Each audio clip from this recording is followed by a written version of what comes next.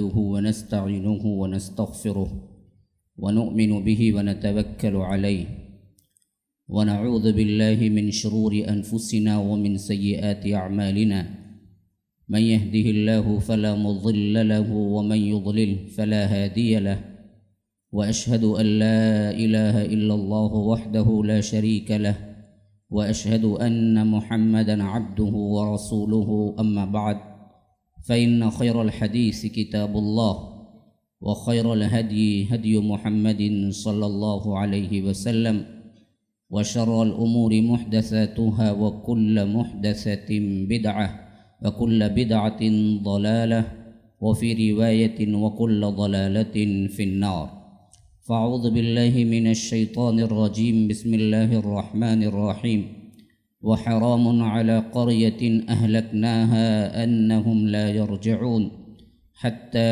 إذا فتحت يأجوج ومأجوج وهم من كل حدب ينسلون وقال أيضا ثم أتبع سببا حتى إذا بلغ بين السدين وجد من دونهما قوما لا يكادون يفقهون قولا قالوا يا ذا القرنين إن يأجوج ومأجوج مفسدون في الأرض فهل نجعل لك خرجا على أن تجعل بيننا وبينهم سدا اللهم أرنا الحق حقا وارزقنا اتباعه وأرنا الباطل باطلا وارزقنا اجتنابه اللهم علمنا ما ينفعنا وانفعنا بما علمتنا وارزقنا علما رب اشرح لي صدري ويسر لي أمري واحلل عقدة من لساني يفقه قولي برادران اسلام، واجب الاحترام بزرگوں، دوستوں، عزیز ساتھیوں،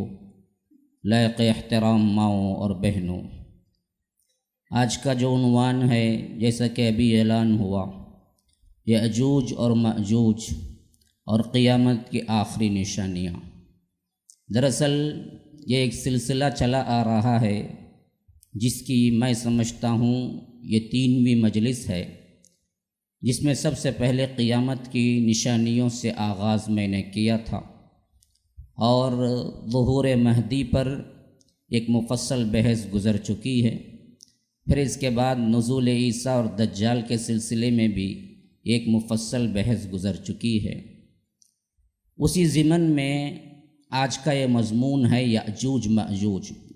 جو لوگ تسلسل کے ساتھ ان کانفرنسز میں شرکت فرما رہے ہیں ان کے لیے تو بات سمجھنے میں بڑی آسانی ہوگی، لیکن پھر بھی میں تسلسل کے ہوتے ہوئے ایک عنوان ہی کی حیثیت سے آپ کے سامنے گفتگو کروں گا، خواہ نئے آئے ہوئے لوگ ہوں یا پرانے، ان کے لیے ایک الگ ہی عنوان لگے گا۔ سلسلہ کلام اگر ہم جوڑیں گے تو نزول عیسیٰ کی بحث میں آپ لوگوں کو بتا چکا ہوں کہ اللہ تبارک و تعالی نے حضرت عیسیٰ کو آسمان سے اتارا تو اس کا بڑا مقصد یہ تھا کہ دجال کو قتل کرتے، لیکن ان کی زندگیوں میں 2 نشانیاں مل کے آتی ہیں، جن میں ایک ظہور مہدی علیہ السلام کا معاملہ ہے اور یأجوج مأجوج کا۔ یہ انہی کی زندگی میں پیش آتا ہے۔ صحیح روایات کے مطابق مسلم کی کئی احادیث ہیں جو اس بات پر دلالت کرتی ہیں کہ حضرت عیسیٰ اس وقت ہوں گے جب کہ یأجوج مأجوج کیا ہیں، اس دنیا میں نکل پڑیں گے۔ اب سب سے پہلی چیز یہ ہے کہ یہ یأجوج مأجوج ہیں کون، اور اس سلسلے میں قرآن ہمیں کیا بتاتا ہے ان کے تاریخی سلسلے میں۔ جہاں تک مجھے معلوم ہے قرآن نے ایک جگہ بڑی مفصل گفتگو کی ہے یأجوج مأجوج کے سلسلے میں، اور ایک جگہ مختصراً گفتگو کی ہے۔ 2 جگہ یأجوج اور مأجوج کے نام کے ساتھ قرآن میں ذکر آیا ہے۔ جو مفصل گفتگو ہوئی ہے وہ سورہ کہف آخری عین سے پہلے کا عین، تقریباً آیت 83 سے لے کر 99 تک 99 تک 16 آیات ہیں جن پر اللہ تبارک و تعالی نے گفتگو کیا ہے۔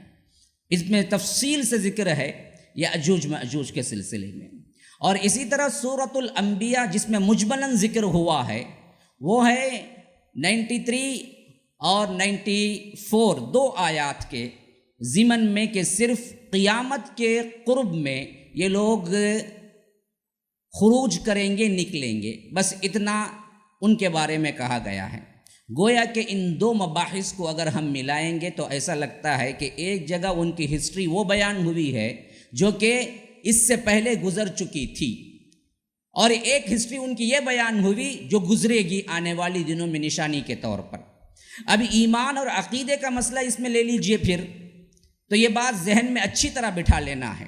علماء اس بات پر متفق ہیں کہ قیامت کی بڑی نشانیوں میں سے ایک نشانی یأجوج مأجوج کا آنا ہے، اور قرآن اور سنت سے یہ چیز ثابت ہے، سوائے چند بے عقلوں کے، جاہلوں کے، کسی نے انکار نہیں کیا۔ اور کوئی انکار کرتا ہے تو وہ قرآن و سنت کا انکار ہے، اور قرآن و سنت کا انکار کرنے والا کافر کہلاتا ہے۔ تو یہ ایک عقیدے کی چیز ہے جس کے اندر آپ کو کوئی شک و شبہ نہیں ہونی چاہیے۔ اب آئیے سب سے پہلے پچھلی ہسٹری کی طرف جائیں۔ یأجوج ماجوج اصل میں تھے کون؟ یہ جن ہیں، انسان ہیں، یا کوئی اور مخلوق ہیں، یا اللہ تبارک و تعالی نے صرف ان کو آزمائش کے لیے پیدا کیا ہے؟ تو معلوم ہوتا ہے ہمیں کہ دو انسانوں کو آدم کا خطاب ملا، اور اس میں بھی بنی نوع آدم کے لحاظ سے ایک آدم اول کہلائے اور ایک آدم ثانی کہلائے۔ آدم اول تو وہ ہیں جو سب کے لیے منبع تھے، جو ہمارے باپ تھے، جن سے حوا بھی پیدا ہوئی تھی۔ لیکن آدم ثانی تاریخ میں کہلانے والے حضرت نوح ہیں، جن کو اللہ تبارک و تعالی نے نبوت دے کے بھیجا۔ تو اس وقت لاکھوں کی تو تعداد تھی لوگوں کی، لیکن طوفان نوح میں جب اللہ تبارک و تعالی نے نہ ماننے کی صورت میں انہیں گرفتار کیا، تو اس کے بعد جو بچے نا، وہ بعض روایات کے مطابق جلالین وغیرہ کی تفسیر سے ثابت ہوتا ہے کہ صرف 80 یا 40 افراد تھے۔ یہ 40 یا 80 افراد ہی تھے جو آگے چل کے ہم سب کی نسل بنی، بقیہ سب کو اللہ نے مار دیا تھا۔ وَلَا يَلِدُ إِلَّا فَاجِرًا كَفَّارًا، کہ نوح نے دعا ہی یہی کی تھی، اے اللہ ان کو ایسا مار کہ کوئی انہیں جیتا نہ رکھ، کیونکہ اگر یہ جیئیں گے تو ان کی نسل سے بھی فاجر ہی، فاسق ہی نکلے گا، کوئی ایماندار نہیں نکلے گا۔ تو اللہ تبارک و تعالی نے کہا کہ ہم نے بچایا تو صرف ان کو بچایا جو تختی نوح میں، نوح کی تختی میں، نوح کی کشتی میں چڑھ گئے تھے۔ وَحَمَلْنَاهُ عَلَى ذَاتِ أَلْوَاحٍ وَدُسُرٍ تَجْرِي بِأَعْيُنِنَا جَزَاءً لِمَنْ كَانَ كُفِرٍ، کہ ہم نے صرف ان کو منتخب کر لیا جو کشتی نوح میں سوار ہوئے تھے، بقیہ سب کے سب کو ہم نے غارت کر دیا۔ اور یہ سوار ہونے والوں کی تعداد تھی کتنی؟ وہ تھی یا تو 40 یا تو 80 افراد۔ اب ان میں سے قوم نوح تو تھے، لیکن نسل نوح جو ہے وہ ہمیں معلوم ہوتا ہے کہ کل حضرت نوح علیہ السلام کے 4 بیٹے تھے، 4 بیٹے تھے، اور ان میں سب سے بڑا بیٹا وہ تھا جس کا ذکر مفصل آیا ہے قرآن میں ہود کے اندر، جو بدبخت بھی تھا اور اس طوفان میں ڈوب کے مر بھی گیا تھا، جس نے کہا تھا کہ قال سآوی الی جبل یعصمنی من الماء قال لا عاصم اليوم من امر اللہ الا من رحم وحال بینہما الموج فکان من المغرقین، کہ اتنا بلایا کہ اب بھی آ جا۔ تو آخری وقت بھی اس نے یہی کہا کہ میں پہاڑ کی چوٹی پہ چڑھ جاؤں گا اور وہاں سے کیا ہے میں اس طوفان سے بچ جاؤں گا۔ ابھی یہ باپ بیٹا کیا ہے مکالمہ کر ہی رہے تھے، آخر کار ایک بہت بڑی موج اٹھی اور نوح کے بیٹے کو غرق کر گئی، اور یہ ثابت ہو گیا کہ نسب کہیں نہیں چلتا، اللہ کے ہاں چلتا ہے تو عمل چلتا ہے۔ نوح کا بیٹا غرق ہو گیا۔ یہ جو غرق ہوا تھا نا، سب سے بڑا بیٹا معلوم ہوتا ہے جس کا نام ہے کنعان۔ کنعان کے بعد حضرت نوح کو جب طوفان نوح کے بعد انہوں نے جودی پہ قدم رکھا اور وہاں پر بستی آباد ہوئی، کیونکہ ہمیں معلوم ہوتا ہے کہ جودی پہاڑ ہی پر کشتی ٹکی تھی۔ وقیل یا ارض ابلعی ماءک ویا سماء اقلعی وغیض الماء وقضی الامر واستوت علی الجودی، جودی پہاڑ پہ وہ ٹک گئی تھی، اور وہاں قوم نوح اور حضرت نوح علیہ السلام اترے تھے۔ آج بھی وہاں قدم پائے جاتے ہیں جو ہندوستان کے کنارے پہ پایا جاتا ہے، اور وہاں پر قوم نوح اور کے اثرات بھی پائے جاتے ہیں، اور قبر نوح بھی مشہور ہے۔ پتہ نہیں تاریخی روایات ہیں کہاں تک صحیح ہے کہاں تک غلط ہے۔ غرض جب وہاں آباد ہوئے تو روایتوں میں ملتا ہے کہ پھر اللہ نے انہیں 3 بیٹے دیے، ایک سام ہے، ایک حام ہے، ایک یافث ہے۔ سام، حام، یافس۔ سام سے عرب کی نسل چلی، ابو العرب کوئی ہے تو وہ سام ہے۔ عربی دنیا میں جتنے لوگ عربی کہلائے وہ سب کے سب سام کی اولاد میں سے سام بن نوح۔ اور ان کا دوسرا بیٹا تھا حام۔ یہ حام ابو السودان کے نام سے خطاب ملا۔ یہ جتنے کالے حبشی ہیں سب کے سب اسی کی اولاد میں سے آتے ہیں، جتنے بھی ہیں ایشیا کے ممالک میں، اور اسی طرح کیا ہے اطراف و اکناف کے بھی۔ ان دو کے علاوہ سام اور حام کے بعد یافس ایک بیٹا تھا، جس کی اولاد کے اولاد، یا ایک روایت کے مطابق اولاد یاجوج ماجوج تھی۔ یاجوج ماجوج حضرت نوح کے 4واں بیٹا یافس کی اولاد ہے۔ گویا کہ یاجوج ماجوج اگر نسبی لحاظ سے دیکھا جائے تو حضرت نوح ان کے دادا ہوتے ہیں۔ یاجوج ماجوج 2 بھائی ہیں جو یافس کی اولاد تھے، اور یافس کی اولاد میں یہ 2 لوگ اتنے بڑے ہوئے تو ان کے نام سے قبائل کی نسبت ہو گئی، جیسے کہ عرب میں رواج تھا۔ مثلا ہم کہتے ہیں قوم سمود، قوم عاد۔ یہ کیا ہے؟ قوم سمود، قوم عاد۔ سمود نامی ایک بندہ تھا، عاد نامی ایک بندہ تھا، لیکن اتنے بڑے ہوئے یہ آگے چل کے تو ان کی طرف سے قوم بن گئی، نسبت انہیں دیے جانے لگی۔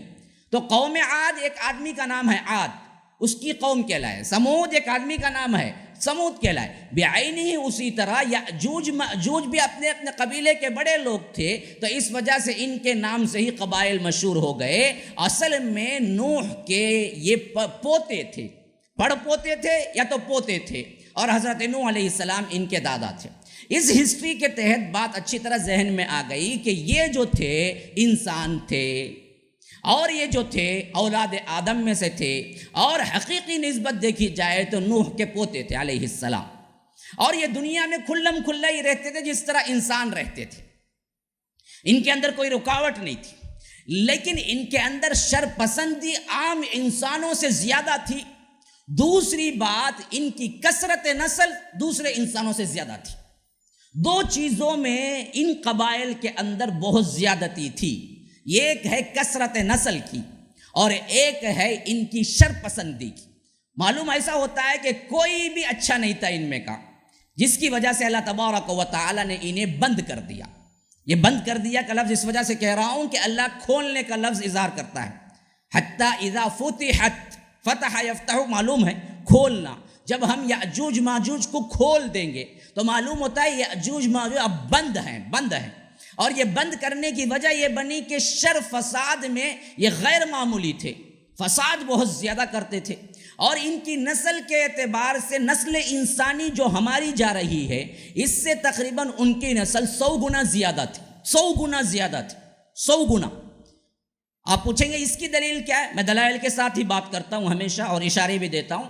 یہ ایک حدیث ہمیں معلوم ہوتی ہے کہ حشر کے میدان میں جب سوال جواب ہوگا تو اس وقت اللہ تبارک و تعالی حضرت آدم کو بلائے گا، آدم، تو آدم کہیں گے لبیک و سعدیک، تو اللہ تبارک و تعالی کہے گا جہنمیوں کو نکال دو، تمہاری اولاد میں سے جہنمیوں کو الگ کرو۔ پوچھا جائے گا الگ کتنوں کو الگ کروں؟ 1000 میں سے 999 نکال دو۔ کیا بولے گا اللہ تبارک و تعالی؟ 1000 میں سے 999 جہنمی، 1 جنتی۔ صحابہ جب یہ سن رہے تھے کانپ گئے۔ وہ تو ایسے نہیں سنتے جیسے ہم سنتے ہیں، اس کان سے سنا اس کان سے چھوڑ دیا۔ وہ تو صحابہ تھے، اور اللہ کے رسول صلی اللہ علیہ وسلم کی بات پر اتنا یقین ہوتا تھا کہ اپنے زندہ ہونے پر بھی اتنا یقین نہیں ہوتا تھا انہیں۔ تو وہ سمجھ گئے، کانپ کے رہ گئے، اور اللہ کے رسول نے کہا یہ وہ وقت ہوگا جہاں پر انبیاء بھی گھٹنے ٹیک کے کھڑے ہو جائیں گے، اے اللہ سلم سلم یا رب، سلم سلم، اے اللہ سلامتی سلامتی، اے اللہ تیرا غصہ آج بہت عروج پہ ہے۔ تو اللہ کہے گا 1000 میں سے 999 نکالو۔ تو صحابہ بھی پریشان ہو گئے، کہا کہ پھر بچے گا کون اللہ کے رسول؟ تو اللہ کے رسول صلی اللہ علیہ وسلم نے کہا کہ 999 یاجوج ماجوج میں سے جائیں گے، 1 تم جنتیوں میں سے جاؤ گے۔ کثرت کے حساب سے دیکھیے کہاں کیلکولیشن جا رہا ہے۔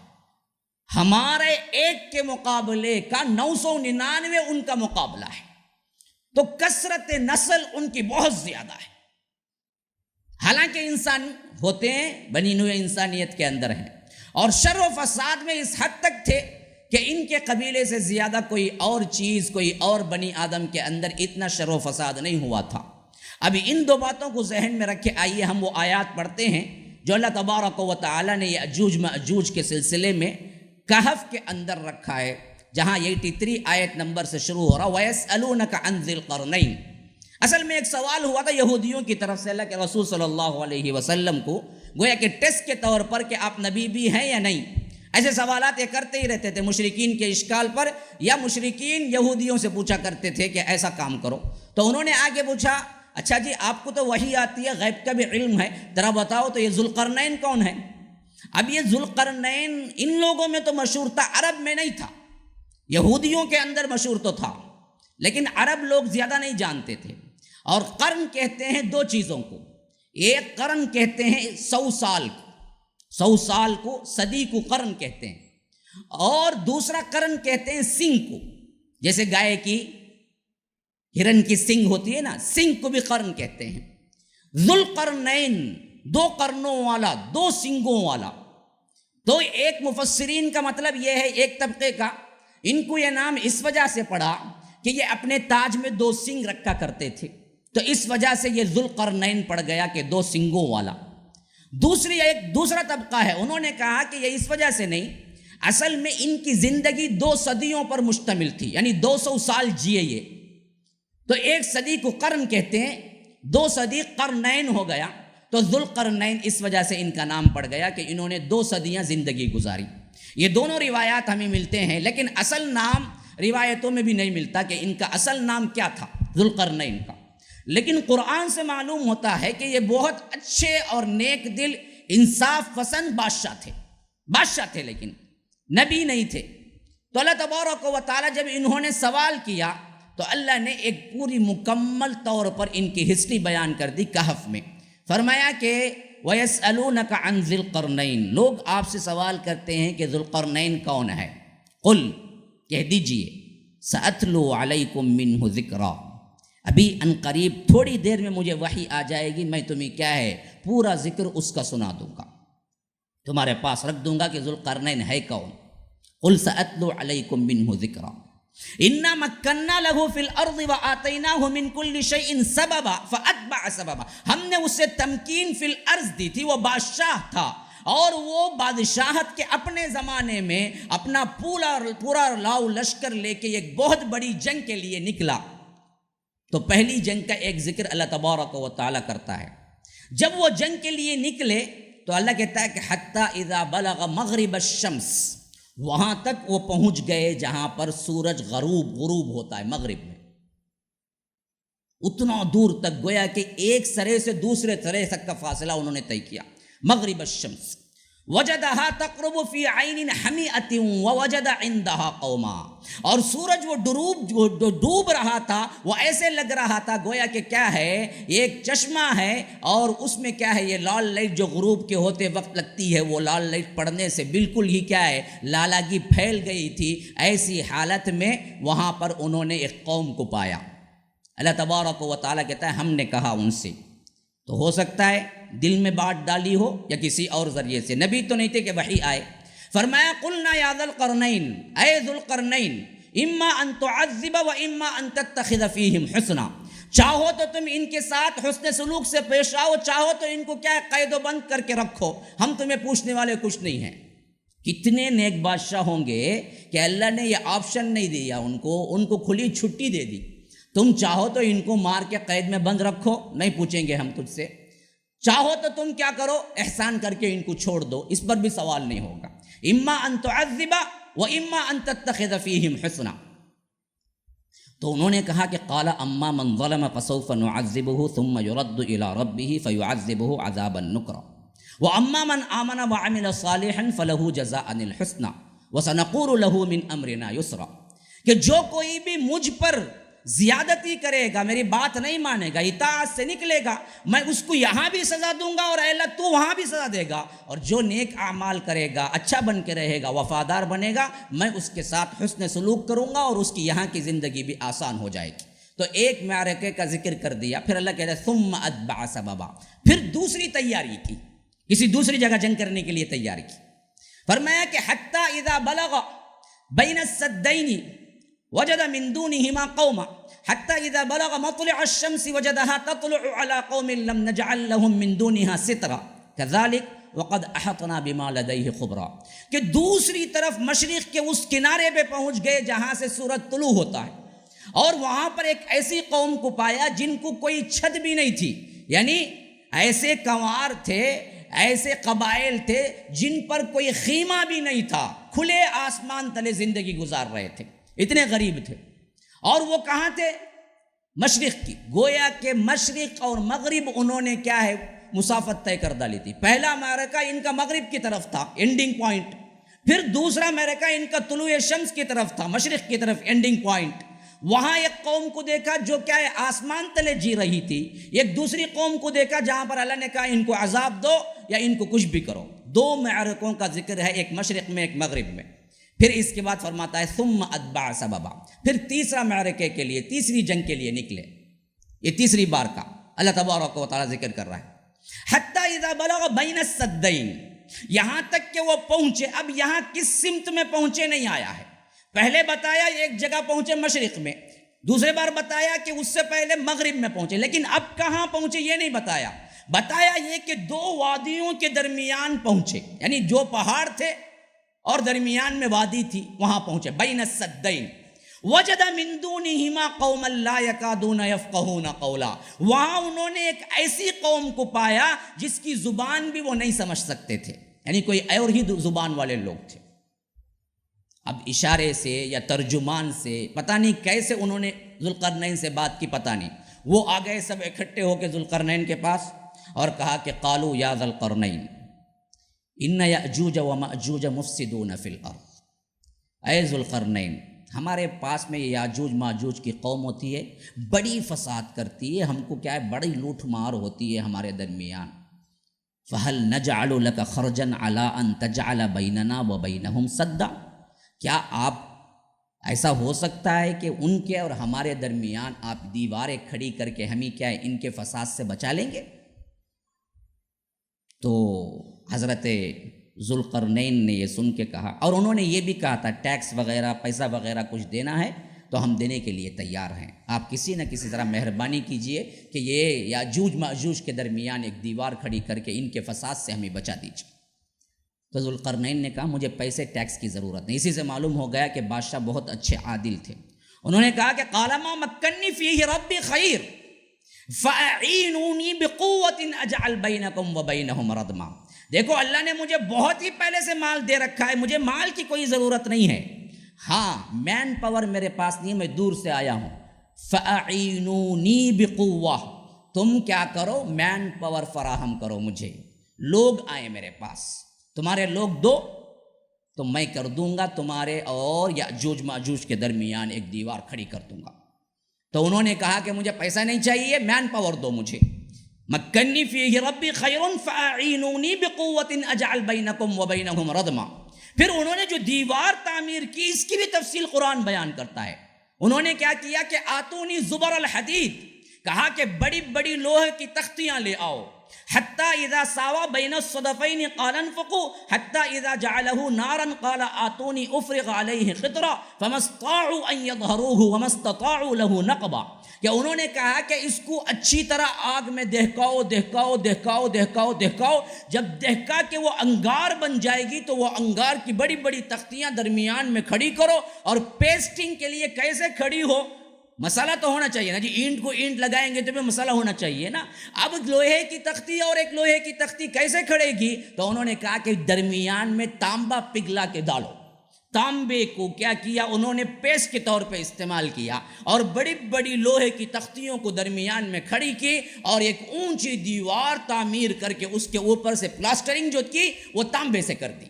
اور اس کے بعد کہا کہ فما استطاعوا ان یظہروا وما استطاعوا لہ نقبا. دیکھو یہ اس وجہ سے میں نے کیا ہے کہ اب ان کے اندر یہ استطاعت نہیں ہوگی کہ وہ اندر سے بھی نقب لگا سکے، نہ باہر والوں کی یہ استطاعت ہے کہ باہر سے توڑ کے اس کے اندر داخل ہو سکے. اتنی مضبوط دیوار میں نے کھڑی کر دی. لیکن قال ھذا رحمت من ربی، یہ سب جو کچھ بھی ہوا یہ میرے رب کی رحمت کی طرف سے ہوا، میرا اپنا کچھ نہیں تھا۔ یہ ہے نیک لوگوں کی بات ہے۔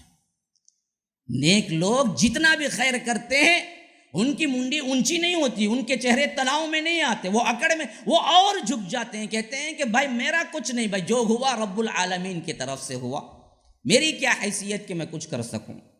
تو یہ بھی بڑے اللہ والے تھے، انہوں نے کہا ھذا رحمت من ربی، یہ اللہ کی رحمت ہے جو اللہ تبارک و تعالی نے مجھ پہ کی تھی۔ اب یہ سنو، فَإِذَا جَاءَ وَعْدُ رَبِّي جَعَلَهُ دَكَّا، ایک دن ایسا بھی آئے گا جو میرے رب کا وعدہ ہوگا، قیامت کا دن، جب کہ کیا ہے یہ ریزہ ریزہ ہو جائے گا۔ کون سا؟ جو میں نے دیوار کھڑی کی۔ وَكَانَ وَعْدُ رَبِّي حَقًّا، اور یہ چیز ہو کر رہ جانے والی ہے۔ تو بنتے وقت ہی انہوں نے کہہ دیا کہ یہ بند اس وقت تک ہے جب تک قیامت کا قیام نہیں ہوتا، قیامت کے قریب اللہ اس کو خود کیا کر دے گا، توڑ دے گا اور یہ باہر نکل کے آئیں گے۔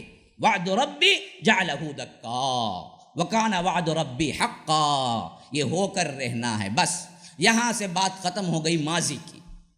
ابھی اس واقعے کو جو میں نے بالتفصیل آپ کو سنایا ہے، اس میں سے چند نکات بہت اہم ہیں جو ذہن میں رکھنا ہے۔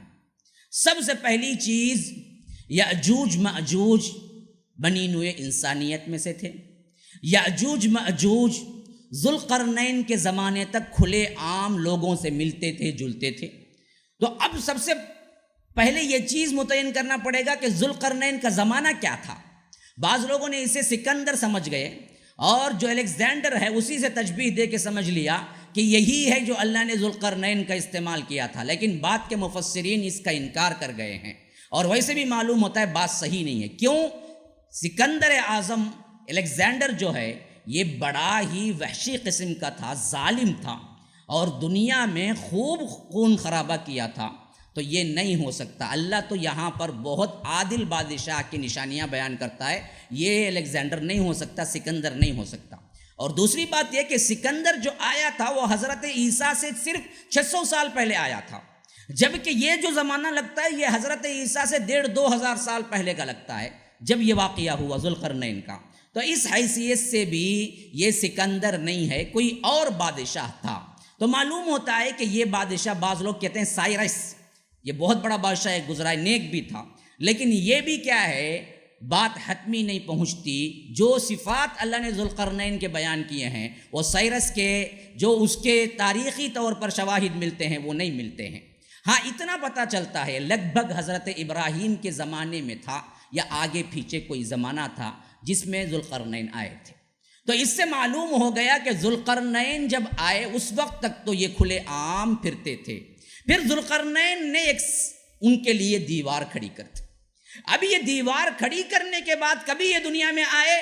تو سوال یہ ہے کہ نہیں آئے۔ کیوں؟ اس وقت ہی انہوں نے کہہ دیا تھا کہ یہ پھر کب آئیں گے؟ جب قیامت قائم ہوگی تو اس وقت آنا ہے، اس سے پہلے یہ لوگ آ نہیں سکیں گے، نہ اس کو توڑ سکیں گے۔ فَمَا اسْتَطَاعُوا أَن يَظْهَرُوا وَمَا اسْتَطَاعُوا لَهُ نَقْبًا، نہ اندر سے توڑ سکیں گے نہ باہر والے توڑ سکیں گے، یہ نہیں ہو سکتا۔ اچھا، اب آئیے اس کے بعد یہ صفحہ ہستی سے گویا کہ گم ہو گئے، نہ زمین میں دکھے، نہ اس کے بعد ان کی کوئی رپورٹ ملی۔ زمانہ چلتا گیا چلتا گیا چلتا گیا، اور یہ پردے ہی میں رہے، حتیٰ کہ اللہ کے رسول صلی اللہ علیہ وسلم آئے، انہوں نے خبر دی کہ ایسا ہوا، قرآن نے خبر دی، حدیث نے بھی خبر دی۔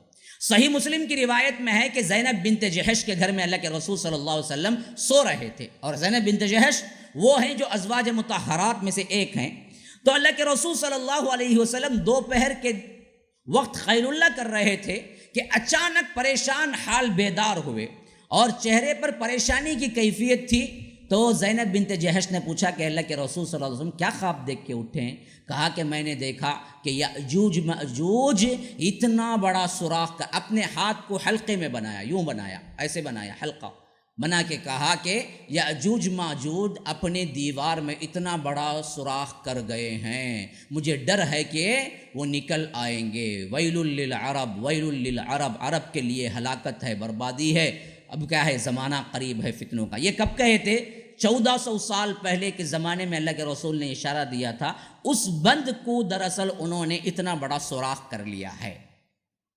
لیکن پھر بھی مالا نہ کوئی جاننے کا دعویٰ کیا تھا، نہ کر سکتا تھا اس زمانے میں۔ پھر آگے چلیے، صدیاں گزری اور آج ہمارے ہاں چپے چپے کا ریکارڈ موجود ہے۔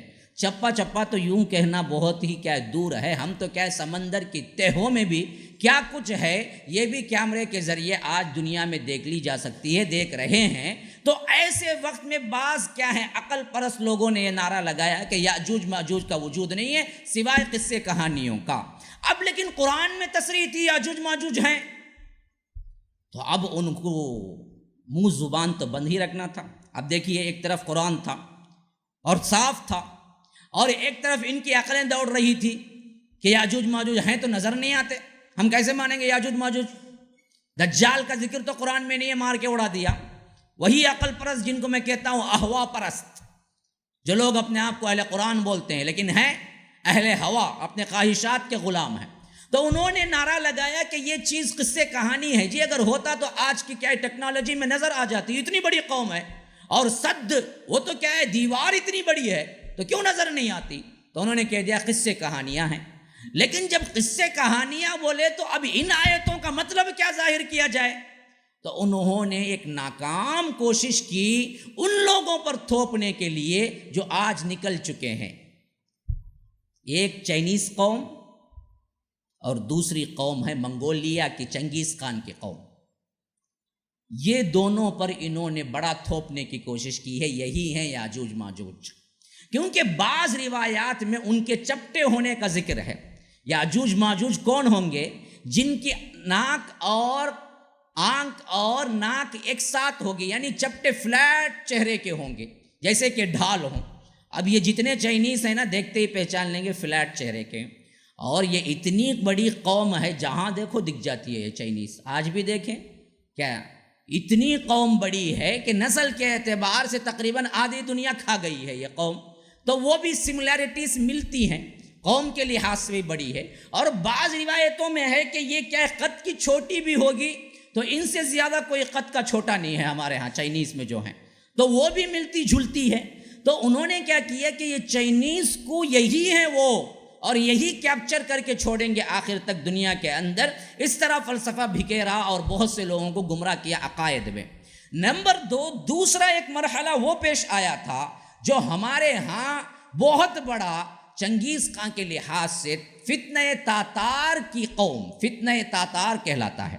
یہ دراصل تقریباً سمجھ لیجئے ہجرت کے بعد کے 555 سال یا 56 سال بعد ایک ایسی قوم نکلی تھی جو منگولیا سے نکلی تھی، جو چنگیز خان اس کا بانی تھا، اور اس نے مسلمانوں کو وہ مارا ہے۔ مؤرخین جو اس زمانے میں تھے انہوں نے صاف لکھا ہے کہ اس سے بڑا مسلمانوں کو دھچکا قیامت تک کوئی اور نہیں ہوگا جو انہوں نے کیا ہے۔ خالی بغداد میں جب یہ داخل ہوا بدبخت، اس کا پوتا تھا اس وقت ہلاکو خان، اس نے 18 لاکھ لوگوں کو ایک دن میں مارا، 18 لاکھ لوگوں کو، اور خون کی ندیاں اتنی بہی تھی گلیوں کے اندر، ان کے گھوڑے کے گھٹنے تک پاؤں تک انسانوں کا خون چلتا تھا، اور مارنے میں اتنے بے رحم تھے بدبخت، نہ بچوں کو دیکھا، نہ عورتوں کو دیکھا، نہ بوڑھوں کو دیکھا، نہ مردوں کو دیکھا، نہ کسی رحم کی اپیل کو کبھی قبول کیا، بلکہ کیا ہے پیٹ والی عورتوں کے پیٹ کو چیرتے اور نیزے پہ بچے کو اچھال کے کیا ہے مذاق بناتے تھے۔ اور کوئی انسان آتا، حتیٰ کہ مسلمان تو اس وقت اتنے ڈرے ہوئے تھے، روایتوں میں آتا ہے کہ اکیلا ایک منگولین، اکیلا ایک چنگیز خان کا آدمی ایک پورے محلے میں داخل ہو کے کہتا کہ ہتھیار رکھ کے آؤ اور میرے سامنے گردن جھکا کے بیٹھو، تو پورا محلہ بیٹھتا اور ایک ایک کر کے قتل کرتا ہو۔ دہشت کے مارے اتنی دہشت تھی مسلمانوں کو کہ پورے محلے میں صرف ایک تاتار آیا اور اس نے کہا کہ دیکھو میں جو بول رہا ہوں وہ سننا، سب ہتھیار رکھو اور میرے سامنے آ کے گردن جھکا کے بیٹھو، تو پورا مسلمان محلہ آ کے بیٹھتا تھا، ایک ایک کو قتل کر کے وہ واپس جاتا تھا۔ ایک ایک عورت تاتار ایک ایک محلے کو جلا کے راکھ کر دیتی تھی، اتنی دہشت تھی۔ مسلمانوں نے گویا سمجھ ہی لیا تھا ان سے لڑ ہی نہیں سکتے، سنتے ہی بھاگتے تھے۔ اتنی دہشت تھی. اور ان کا جو بادشاہ تھا چنگیز خان، اس کے بیٹھنے کا جو سسٹم تھا، 90,000 کھوپڑیوں، انسان کی کھوپڑیوں کو جمع کر کے اس کے اوپر بیٹھتا تھا. انسانوں کی کھوپڑیوں کو تخت کی طرح جماتا تھا. جس شہر میں جاتا تھا 3 دن تک کہتا تھا کہ جس کو چاہو مارو، میں نہیں پوچھوں گا. 3 دن کے قتل عام کے بعد جتنی کھوپڑیاں ملتی ان سب کھوپڑیوں کو جمع کرتا، پھر اس کے اوپر بیٹھ کے شراب پیتا تھا. ایسے بستیوں کی بستیاں اجاڑ دی اس نے، اور خاص ٹارگٹ بنایا مسلمانوں کو. اور اسی وقت بغداد کا آخری خلیفہ معتصم تھا، اس کو بھی مار گرایا. لوگوں نے کہا کہ دیکھو یہ اللہ کی قوم ہے، مسلمانوں کی قوم کا بادشاہ ہے، اور ہم نے پڑھا ہے پرانی کتابوں میں مسلمانوں کے خون کا بادشاہ، یعنی مسلمانوں کا بادشاہ اتنا پسند ہے اللہ کو، اگر اس کا خون زمین پہ گرے گا تو شاید تیرے اوپر مصیبت آ جائے گی. یہ توہم پرست تھا، اتنا بہادر ہونے کے باوجود بھی توہم پرست تھا. اس نے کہا کہ اچھا ایسی بات ہے کہ خلیفے کا خون زمین پہ گرے گا تو مجھ پہ مصیبت آئے گی. تو کہا کہ ہاں ایسا ہی لکھا گیا ہے. تو اس نے کہا کہ اچھا میں اس کو نیچے گرنے نہیں دوں گا، تم ایسے کرو کہ اس کو کیا کرو، قالین میں، فرش میں لپٹو، اس کے بعد ہم اسے خوب ماریں گے، اس کا خون کوئی نیچے نہیں گرے گا. پھر قالین میں لپٹا گیا اس کو، معتصم کو جو آخری بادشاہ تھا ہمارا آخری خلیفہ عباسیہ کا، اس کو قالین میں لپٹا گیا. پھر اس کے بعد جوتوں سے، چپلوں سے وہ مارا گیا، حتیٰ کہ کیا ہے وہ جان کیا بلکہ اس کی بوٹی الگ ہو گئی. اور اس کے بعد کہا کہ پورے خبر کر دو کہ بادشاہ مقرب لوگوں کو بلوا رہا ہے.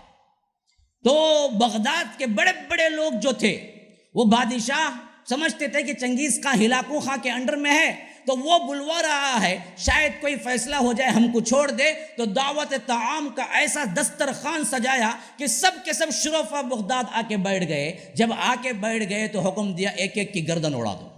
دھوکے سے بلایا، سب کو ایک ایک کی گردن اڑا دی. جب شرفا سب کے سب قتل ہو گئے تو کہا کہ ان کے جتنے امام ہیں بلاؤ، جتنے لوگ بڑے تھے ان سب کو اسی طرح بلایا. یہ بیٹھنے نہ پائے تھے، پھر قتل کر دیا.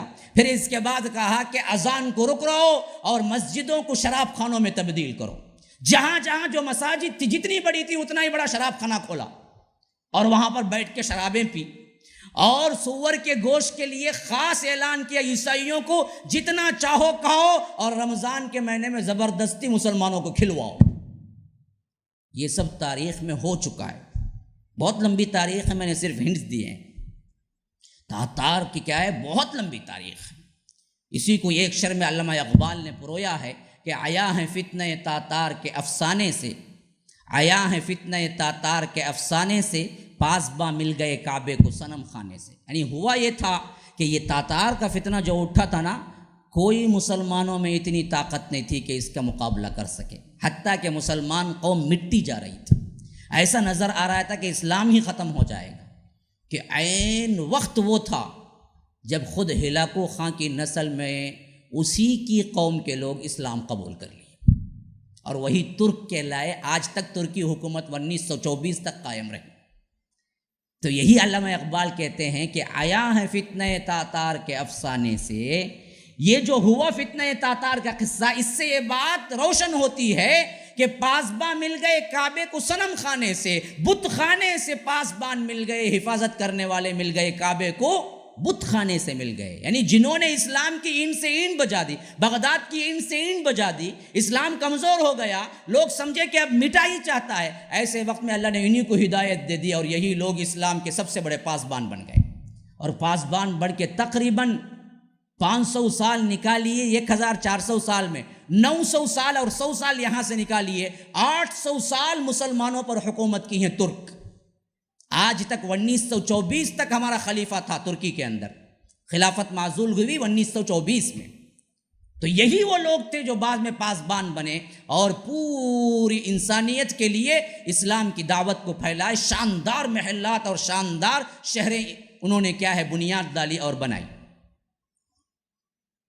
یہ میں نے اس وجہ سے کہا، اس کی طرف اشارہ کر کے بعضوں نے کیا کیا، بہت سوں کے عقیدے بگاڑے کہ دیکھو جو اللہ نے یاجوج ماجوج کہا ہے وہ یہی ہیں، آ کے چلے گئے، کیونکہ اگر اب ہوتے تو وہ نظر آ جاتے. تو یاد رکھیے یہ بھی نہیں، عقیدہ مت بگاڑیے. یہ نہیں ہیں، یہ کچھ اور فتنہ تھا جو آیا اور چلا گیا۔ یاجوج ماجوج یہ نہیں تھے، کیونکہ یاجوج ماجوج کا آنے کا ایک سسٹم یہ ہے کہ ان کے بعد قیامت، قرب قیامت کی نشانیاں اتنی تیزی سے آئیں گی کہ قیامت قائم ہو جائے گی، جبکہ منگولین اور تاتار آ کے تقریباً 900 سال ہو چکے، اب تک قیامت نہیں آئی۔ تو یہ دراصل کیا نہیں ہے، وہ نہیں ہے۔ اچھا ہیں کون؟ ایک بات ہمیں کیا ہے تفسیر طبری وغیرہ سے ملتی ہے، وہ کیا تھا کہ وہ کہتے ہیں کہ جب ذوالقرنین نے دیوار تعمیر کی تھی یاجوج ماجوج کو اندر کرنے کے لیے، تو ان کے پورے 22 قبائل تھے، 22 کتنے قبائل تھے؟ 22 قبائل تھے۔ ان میں سے ذرا سا مصلح، ذرا سا اصلاح پسند، ذرا سے اچھے لوگ ایک قبیلے میں تھے جو ان کو باہر ہی رکھ دیا گیا۔ ان کے پورے 22 قبائل تھے، 22 میں سے 21 کو بند تعمیر کر کے اندر کر دیا گیا۔ یہ قبیلہ وہ تھا جس کو وہ ذوالقرنین نے اندر نہیں کیا، باہر ہی چھوڑ دیا۔ وہی ہیں ترک، منگولین، آج بھی ہیں، یہی وہ نسل ہے۔ اور اس سے یہ معنی بھی فٹ بیٹھتا ہے، عربی میں ترکہ کا مطلب ہے چھوڑ دینا، ترکہ، اسی سے ترکہ ہے، جو انسان مر جاتا ہے مال چھوڑ کے اسے کہتے ہیں ترکہ۔ ترکہ کا مطلب ہے چھوڑ دینا۔ تو یہ ذوالقرنین نے ان کو صد کے اندر، وہ دیوار کے اندر نہیں کیا، باہر ہی چھوڑ دیا، تو وہ ترک کہلائے اور بعد میں وہ ترک بن گئے۔ اس سے بھی معلوم ہوتا ہے۔ تو ترکی قوم جو استنبول میں ہے آج، ترک جسے کہتے ہیں، یہ دراصل ہو سکتا ہے جاوید کی بات ہے، ہاں یہ بات کہہ دیتا ہوں ہمیشہ میں، جہاں کتاب و سنت ہے وہ کتاب و سنت ہے، اس میں کوئی خیال نہیں ہے، جہاں خیال ہے وہ کوئی بھی کر سکتا ہے۔ ہو سکتا ہے یہ دراصل کیا ہو، یاجوج ماجوج کے 22 قبائل میں سے ایک قبیلہ ہو سکتا ہے، لیکن کوئی اس کے اندر ایتھنٹک ہمیں کوئی بات نہیں ملی۔ تو یہاں تک کیا ہے، یہ بات اچھی طرح روشن ہو گئی کہ یاجوج ماجوج ابھی نہیں آئے، یہیں پر ہیں، آئیں گے، بنی نوع انسانیت کے اندر ہیں، فساد بہت زیادہ ہے ان کے اندر، نسل بہت بڑی ہے ان کی۔ اب آئیے عقیدے کی چند باتیں۔ اب نظر کیوں نہیں آتا اتنا بہترین سسٹم ترقی ہونے کے باوجود؟ تو پہلی بات یہ ہے، ایک اصول ہے، ایک انسان کو ایک چیز نظر نہیں آتی تو اس کا مطلب یہ نہیں کہ اس کا وجود ہی نہیں ہے۔ یہ بالکل غلط اصول ہے کہ آپ کہیں کہ مجھے نظر نہیں آتا، میں نہیں مانتا۔ مثلا آپ کو کرنٹ نظر نہیں آتا، اور کوئی بدبخت کی کہے گا مجھے نظر نہیں آتا، میں وائر کو جا کے ہاتھ چھوتا ہوں، چھو کے دیکھ لے کہاں پہنچتا ہے، کر کے دیکھ، ہم کچھ بھی نہیں بولتے، نظر تو نہیں آتا۔ اچھا آپ دیکھیں گے، اچھا یہ تو کیا ہیں، احساس کی چیزیں ہیں۔ میں کہتا ہوں پیٹرول بھی آج سے 50-100 سال پہلے کسی کو زمین کے اندر نظر نہیں آیا، حالانکہ تھا وہیں۔ جب اللہ نے اس کو نظر آنے کے لیے خبر دی، احساس دیا، تب نظر آیا۔ کائنات میں کروڑوں چیزیں ہیں جن کا احساس ہمیں ہوا ہی نہیں اس سے پہلے، آج نظر آیا۔ تو ہو سکتا ہے ابھی ہماری ترقی بہت آگے جائے تب نظر آئے، یا نہیں تو جب وہ نکلیں گے تب نظر آئے۔ اس کا مطلب یہ نہیں کہ چیز نظر نہیں آتی ہم انکار کر دیں، ہمیں ماننے نہ ماننے کے لیے کتاب و سنت کافی ہے۔ کتاب و سنت میں دلیل ہے تو پھر مانیں گے، ہے نہیں ہے تو پھر مسئلہ ہے۔ یہاں سیدھی بات ہے، کتاب و سنت سے دلیل ہے، بخاری و مسلم کی روایات میں موجود ہیں اور قرآن میں موجود ہے، تو اس سے کیا ہے، بات پکی ہو گئی کہ یہ لوگ ہیں۔ اچھا اب آئیے آخری چیز کی طرف، قرب قیامت کی حیثیت سے اب گفتگو کریں گے یاجوج ماجوج کا۔ جب یہ لوگ ہیں تو جب انہوں نے کیا ہے دیوار باندھی دیکھی، تو ہمیں حدیث سے ملتا ہے، مسلم وغیرہ کی روایت میں، اسی دن سے انہوں نے اسے توڑنے کی بھی کوشش کی۔ بھائی 8 ہو رہے ہیں، اطمینان سے اپنی جگہ بیٹھے رہیں، اسنیکس وغیرہ تقسیم ہوں گے وہ بھی کیا ہے لیتے رہیں، یہاں پر متوجہ رہیں، اور ساتھ میں کوئی نماز کے لیے نہ اٹھے۔ انشاءاللہ یہاں اختتام میں نماز پڑھائی جائے گی، اور اس کے ساتھ ساتھ کفارے کے ساتھ نماز کے ساتھ آپ جائیں گے، کوئی کیا ہے خلل اندازی نہ کرے، اطمینان کے ساتھ مضمون کو سننے کی کوشش کریں۔ تو غرض کیا ہے کہ ہمیں احادیث سے یہ پتہ چلتا ہے کہ انہوں نے اسے توڑنے کی کوشش اسی وقت سے شروع کر دی جب سے بنا۔ اللہ کے رسول صلی اللہ علیہ وسلم نے ایک مرتبہ کہا کہ ہر روز یہ توڑنے کی کوشش کرتے ہیں اور بہت کچھ توڑ بھی لیتے ہیں، لیکن جب توڑتے توڑتے توڑتے ایک حد کو پہنچ جاتے ہیں تو شام ہو جاتی ہے، تو شام ہو جاتی ہے تو ان کا سردار کہتا ہے کہ چلو جی کل آ کے ہم پھر وہاں سے شروع کریں گے توڑنا، لیکن کل جب وہ آتے ہیں تو دیکھتے ہیں کہ پھر پوری کی پوری دیوار کھڑی ہوئی ہے، تو پھر توڑنا شروع کر دیتے ہیں۔ یہی اب تک ہو رہا ہے۔ اللہ کے رسول صلی اللہ علیہ وسلم نے کہا کہ جب یہ قیامت کے قریب نکلیں گے نا، اس وقت ان کا سردار کہے گا کہ انشاءاللہ کل آ کے توڑیں گے، تو کل جب آئیں گے تو وہ اتنی ہی رہے گی جتنی وہ توڑ کے گئے تھے، تو بقیہ دیوار توڑ کے باہر نکل جائے گی۔ یہ ہمیں حدیث سے بات ثابت ہے، تو وہیں سے کوشش ان کی ہو رہی ہے نکلنے کی، لیکن ہمیں جو بتایا گیا ہے وہ کیا ہے؟ جب حضرت عیسیٰ نازل ہوں گے، دجال کو قتل کر دیں گے، پھر اس کے بعد اللہ تبارک و تعالی ندا دے گا کہ اے عیسیٰ آج میں ایسے میرے بندوں کو بھیج۔ دیکھیے وہاں بھی لفظ اتنے مفسد ہونے کے باوجود بھی جب میں حدیث کے الفاظ پڑھا رونگٹے کھڑے ہو گئے۔ اللہ کی رحمت کی بے پایاں کرم دیکھیے، رحمت دیکھیے۔ اس وقت بھی حضرت عیسیٰ سے یہی کہتا ہے کہ آج میرے بعض بندے آ رہے ہیں جس سے تمہارا مقابلہ ممکن نہیں ہے۔ ایسے مفسد بندوں کو بھی اس وقت بھی میرے ہی بندے کہہ رہا ہے اللہ تبارک و تعالی۔ گنہگار ذرا سا گناہ کرتا ہے تو سمجھتا ہے اللہ نے مجھے چھوڑ دیا، اب قبول نہیں ہوگی۔ یاجوج ماجوج کے لیے بھی اللہ نے پھر کہتا ہے کہ آج میرے بندے کچھ ہیں جن سے آپ مقابلہ نہیں کر سکتے، تو آپ اپنے ساتھیوں کو لے کے کیا کر دیں، پہاڑ کے اوپر چلے جائیں، کوہ طور کے اوپر۔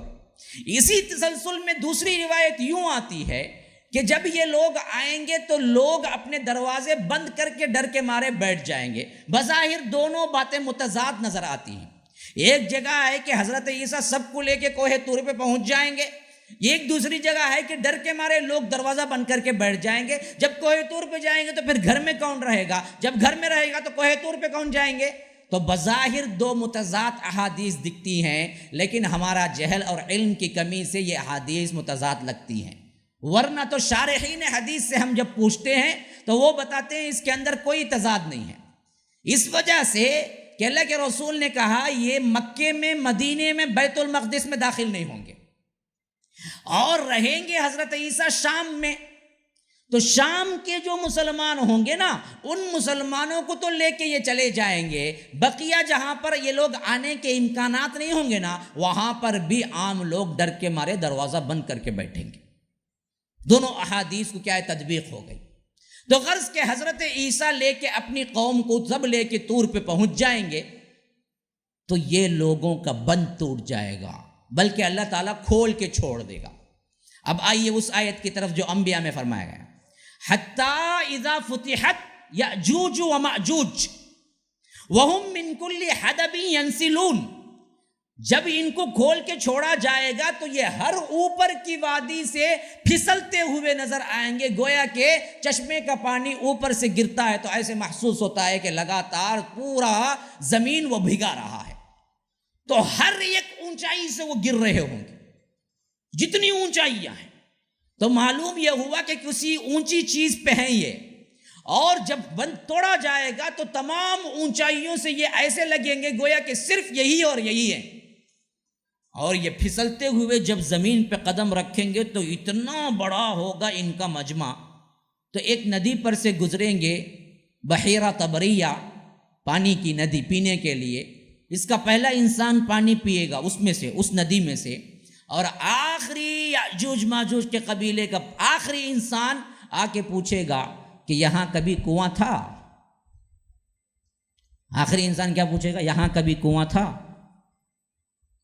تو اس سے کثرت کا اندازہ لگا لیجئے کتنی بڑی کثیر تعداد میں ہوں گے کہ پہلے نے پانی پیا اور آخری نے یہ پوچھ رہا ہے کہ سوکھ کے کنواں کا پانی ختم ہو کے سوکھ کے نشانی باقی رہ جائے گی، جب آخری گزرے گا تو پوچھے گا کبھی یہاں کنواں تھا؟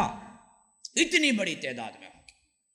اچھا، اب حضرت عیسیٰ طور پہ اور یہاں پر یہ معاملہ، اور یہ لوگ پورے زمین پہ پھیل جائیں گے۔ اب باقیات جو بھی مل جائیں نا، خواہ وہ جانور ہوں کوئی بھی ہوں، سب کو ماریں گے، جتنا ہو سکتا ہے اتنا ماریں گے۔ جب پورے زمین کو خون سے لال کر دیں گے اس وقت بھی ان کا بس نہیں چلے گا۔ وہ کہیں گے ہم نے زمین والوں کو تو مار دیا لیکن آسمان والے تو ابھی زندہ ہیں نا، اوپر بھی تیر چلاؤ، تو وہ اوپر بھی تیر چلائیں گے۔ تو حدیث میں آتا ہے کہ فرشتوں کو اللہ حکم دے گا اوپر سے بھی جب لوٹاؤ تو لال رنگ لپٹ کے لوٹاؤ ان کو، تو وہ لال رنگ کے ساتھ نیچے گریں گے تو وہ کہیں گے ہم تو آسمان والوں کو بھی مار رہے ہیں، تو وہاں بھی ماریں گے۔ اب ان احادیث سے دیکھیں ایک بات عیاں ہوتی ہے، وہ شاید وہی دور ہوگا جو یہ ٹیکنالوجی آنے سے پہلے کا دور تھا، کیونکہ اگر بندوق ہوتی تو وہ بندوق سے شوٹ کرتے نہ، وہی تیر کا لفظ آیا ہے۔ تو معلوم ہوتا ہے کہ یہ جو ترقی کا زمانہ ہے اس کا عروج کلائمیکس یہی ہے جو اب ہم کیا کر رہے ہیں، واٹس ایپ، ٹویٹر، فلاں فلاں میں غارت ہو رہے ہیں، انٹرنیٹ، یہ جو ہے کہ میں سمجھتا ہوں یہ ہمارا کیا ہے، عروج کا دور ہے۔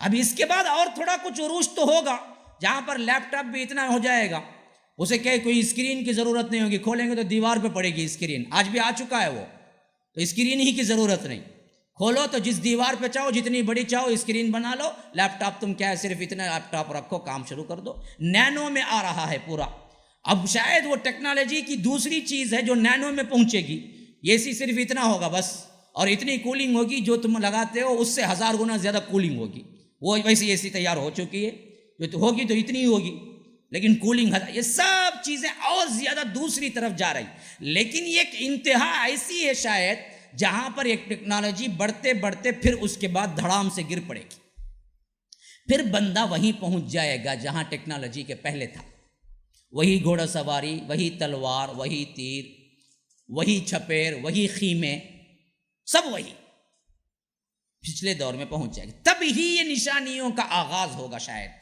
کیونکہ ہمیں احادیث سے یہی ملتا ہے کہ اس زمانے کی جتنی باتیں آئی ہیں وہ سب کے سب کسی ٹیکنالوجی کی طرح اشارہ نہیں کرتے بلکہ اسی جگہ اشارہ کرتے ہیں۔ تو غرض کہ یہاں ہوگا یہ کہ یہ لوگ سب کو قتل کر دیں گے، اوپر بھی کر دیں گے، لیکن جو مسلمان حضرت عیسیٰ کے ساتھ طور پہاڑ پہ ہیں ان کا جینا حرام ہو جائے گا۔ کیوں نیچے نہیں اتر سکتے؟ اب پہاڑ پہ کیا ملے گا جی کھانے پینے کے لیے؟ کتنا سامان لے کے چڑھ سکتے ہیں پہاڑ پہ؟ جتنا ہو سکتا تھا لے کے چڑھ گئے ہوں گے، اب نیچے اترے تو یاجوج ماجوج ہیں۔ تو اسی لیے اللہ کے رسول صلی اللہ علیہ وسلم نے فرمایا ابو ہریرہ کی روایت کے مطابق کہ ایک گائے کے سر کی قیمت 100 دینار ہو جائے گی، اتنا قیمتی ہو جائے گا۔ 100 دینار پتہ ہے، 100 سونے کے سکے، خالی ایک سر کی قیمت۔ کیوں؟ کھانے کو کچھ نہیں ملے گا، لوگ تڑپ رہے ہوں گے، نیچے نہیں اتر سکتے لینے کے لیے، نیچے تو یہ بدبخت ہیں، تو تنگی بہت ہو جائے گی کھانے پینے کی، یہاں تک کہ سب مل کے کہیں گے حضرت عیسیٰ سے کہ آپ دعا کریں یہ بلا سے نجات پائیں ہم، تو سب مل کے دعا کریں گے، تو اللہ تبارک و تعالی اس وقت اطمینان دلائے گا کہ اے عیسیٰ میں بہت جلد زمین کو ان سے پاک کر دوں گا۔ پھر اس کے بعد اللہ کے رسول صلی اللہ علیہ وسلم کہتے ہیں ان کو گردن کے اندر ایک بیماری دے گا، کیڑے پڑ جائیں گے ایک قسم کی۔ گردن میں ایک بیماری پہلے بھی عربوں میں آتی تھی اور ایک کینسر ہی کی شکل ہے شاید، کہ اس میں کیا ہوتا ہے کہ فوری طور پر پوری گردن میں وہ کیڑے کھا جاتے ہیں، اور آپ کو معلوم ہے گردن سب سے نازک حصہ ہے جسم کا، جہاں پر کوئی روگ کٹ گئی تو مر جاتا ہے بندہ۔ تو اللہ کے رسول صلی اللہ علیہ وسلم نے فرمایا یہ بیماری آنے واحد میں پھیلے گی اور وہ ایسے مر جائیں گے جیسے ایک انسان مر جاتا ہے۔ اتنی بڑی قوم ایک لمحے کے اندر یہ بیماری میں مبتلا ہوگی اور ایک انسان جیسے مرتا ہے ویسے پوری قوم کی پوری قوم مر کے زمین میں پڑی ہو جائے گی، سب مر جائیں گے۔ جب یہ مر جائیں گے تو زمین میں قدم رکھنے کے لیے کوئی جگہ نہیں ہوگی صرف ان کی لاشوں کے علاوہ، اور یہ پڑے رہیں گے تو سڑانڈ اور بدبو وبائیں پھیلنا شروع ہو جائیں گی۔ تو اللہ تبارک و تعالی حکم دے گا حضرت عیسیٰ کو یہ تو مر گئے اب نیچے آ جاؤ۔ جب وہ نیچے اتر کے آئیں گے تو یہ قدم زمین کا حصہ بھی خالی نہیں ہوگا جس پہ یہ قدم رکھ سکے، صرف یہ مردار ہی پڑے ہوئے ہوں گے، ان کے ہی مردے ہوں گے۔ تو اس وقت حضرت عیسیٰ کہیں گے اے اللہ اس بلا سے بھی نجات دے، ہم کیا کریں گے، کہاں قدم رکھیں گے، ان کی لاشیں تو پڑی ہوئی ہیں ہر جگہ۔ تو اللہ تبارک و تعالی پھر ایک ایسے پرندوں کو بھیجے گا، روایتوں میں آتا ہے جن کی گردنیں اونٹ کی طرح ہوں گی، پرندے تو ہوں گے لیکن ہوں گے ان کی گردنیں اونٹ کی طرح، اور وہ ایک ایک کو اٹھائیں گی زمین سے، اور جہاں اللہ تعالیٰ پھینکنا ان کو حکم دے گا وہاں وہ پھینکیں گی، تو غرض کے پوری زمین سے لاشیں اٹھ جائیں گی، اور آخری میں صرف لال خون رہ جائے گا اور بدبو رہ جائے گی۔ تو اللہ کہے گا کہ بارش کو حکم دے گا بارش برسو، اور بارش اس تیزی سے برسے گی کہ دھل کے آئینہ بنا کے چھوڑ دے گی پوری زمین کو، بابرکت پانی نازل ہوگا، یہ پاک صاف ہو جائے گا۔ حضرت عیسیٰ نیچے اتر پڑے گے، اب یہاں پر آئیں گے، دیکھیں گے یاجوج ماجوج کا فتنہ ختم ہو چکا ہوگا، وہ ابتدا یہ انتہا، اور یہاں پر دراصل ان کا قصہ تمام ہوتے ہی اگلے نشانیوں کا تسلسل شروع ہو جاتا ہے۔ اب اگلے نشانیوں کے تسلسل سے پہلے میں آپ کو ایک خاکہ دینا چاہتا ہوں۔ قیامت کی نشانیوں کے سلسلے میں ہمارے ذہنوں میں ایک خاکہ بن جائے، تاکہ ہم بہت قریب کی زندگی گزار رہے ہیں، تو مسلمانوں کو چاہیے کہ قرب قیامت کی نشانیاں اچھی طرح ذہن نشین رکھیں، تاکہ اگر ان کی زندگی میں پیش آ جائے تو وہ ٹیکل کر سکیں۔ دیکھیے، نشانیاں بہت سی ہیں، لیکن ان میں بعض نشانیاں وہ ہیں جن کو اللہ کے رسول نے خود اپنے دور میں قرار دیا کہ یہ قیامت کی نشانی ہے، تو وہ گزر چکی، جیسا کہ اللہ کے رسول کا آنا خود قیامت کی نشانیوں میں سے ایک نشانی ہے، اللہ کے رسول کی وفات خود قیامت کے نشانیوں میں سے ایک نشانی ہے، اور اسی طرح اللہ کے رسول کے زمانے میں چاند کا 2 ٹکڑے ہونا خود قیامت کی نشانیوں میں سے ایک نشانی ہے، اور اسی طرح آنے والے دور کے حساب سے کیا ہے، بہت سی چیزیں، خلفائے راشدین کے سلسلے میں حضرت عثمان کا قتل خود قیامت کی نشانیوں میں سے ایک نشانی ہے، اور اسی طرح پھر کیا ہے، کربلا کا واقعہ خود قیامت کی نشانیوں میں سے ایک نشانی ہے، اور پھر آنے والی چیز میں کیا ہے، حجاز سے ایک آگ نکلے گی، 500-600 میں ہو چکا، یہ بھی گزر چکی، تو بہت سی وہ چیزیں ہیں جن کو اللہ کے رسول نے کہا ہو گئی۔ دوسرا سیکشن وہ ہے جو کہ آج ہمارے دور میں موجود ہیں، اور یہ دھیرے دھیرے ختم نہیں ہوں گی، ایک ایک کر کے بڑھتی چلی جائیں گی۔ ان میں سب سے پہلی چیز آتی ہے فحاشی، عریانی، شراب، جوا، دھوکہ دہی، مارکیٹ زیادہ ہو جائیں گی، ننگے لباس، جانور انسان بن جائیں گے، اور جانور انسانوں سے کلام کریں گے۔ یہ سب چیزیں ہیں جن کو اللہ کے رسول نے کہا کہ قرب قیامت کی نشانیاں ہیں، جو آئیں گی تو بڑھتی چلی جائیں گی، ختم نہیں ہوں گی۔ مثلا سمجھیے، 100 سال پہلے کی فلم اٹھا کے دیکھیے، اتنی فحاشی نہیں ہوگی، پھر 50 سال پہلے کی کوئی فلم دیکھیے، اتنی فحاشی نہیں ہوگی، لیکن اس سے بڑھ کے ہوگی جو 100 سال پہلے کی تھی۔ لیکن آج کی کوئی نارمل فلم بھی اٹھا کے دیکھ لے، اتنی فحاشی ہے، 100 سال پہلے کا فلم انڈسٹری کا انسان بھی سوچ نہیں سکتا کہ اتنی فحاشی بھی ہو سکتی ہے۔ تو فحاشی بتدریج بڑھتی چلی گئی، عریانی بتدریج بڑھتی چلی گئی۔ سنی ایکٹرز بھی کبھی 100 سال 50 سال پہلے اتنی بے حیائی سوچ نہیں سکتے تھے جتنی بے حیائی آج ایک عام انسان کر سکتا ہے۔ تو بڑی اور بڑھتی جائے گی کہاں تک؟ یہاں تک کہ اللہ کے رسول نے کہا کھلے روڈ پر، شرعام، شاہراہ عام پہ لوگ ننگے ہو کے زنا کریں گے، اور کوئی نہیں پوچھے گا انہیں کیا کر رہے ہو۔ ان میں کا ابو بکر جیسا آدمی کون ہوگا جو کہے گا کہ بھائی کائی کوئی روڈ پہ کر تو ذرا کنارے کرے تو اچھا رنگنا بولے گا؟ کون انہیں؟ ابو بکر کے مرتبے والا آدمی، ان میں سب سے اچھا آدمی گویا کہ انہیں بھی کیا نہیں بولیں گا، ارے بدبخت زنا کرے کرتا نہیں بولیں گا، یہ بولیں گا کائی کو کھلنے میں کرتا ہے، ذرا چھپ کوچ کرا تو کیا ہوگا، کرتا سو کرا چھپ کر، اتنا بولیں گا انہیں بھی۔ تو یہ چیز جو ہے نا اب اور بڑھے گی، فحاشی اور یعنی، اور اللہ کے رسول صلی اللہ علیہ وسلم نے فرمایا کہ عورتیں اتنے بے حجاب ہو جائیں گی، نام کے کپڑے رہ جائیں گے، بلکہ کپڑے پہن کے بھی ننگی رہیں گی، اور سراسر جہنمی ہوں گی، جن کو میں اب تک نہیں دیکھا۔ وہ بھی کہہ دیا اللہ کے رسول نے، ایسی عورتوں کو میں نے اب تک نہیں دیکھا، لیکن وہ آئیں گی ضرور ضرور قرب قیامت میں، کہ ایسے لباس پہن کے آئیں گی جو لباس کے نام پہ دھبا داغ ہوگا، لباس تو نام کا ہوگا لیکن سب کچھ نظر آئے گا۔ یہ تو ہندوؤں میں نہیں، ایکٹرس میں نہیں، ہمارے مسلمانوں کے لڑکیوں میں اور ہماری بیٹیوں اور بہنوں میں بھی یہ لباس آ چکا ہے۔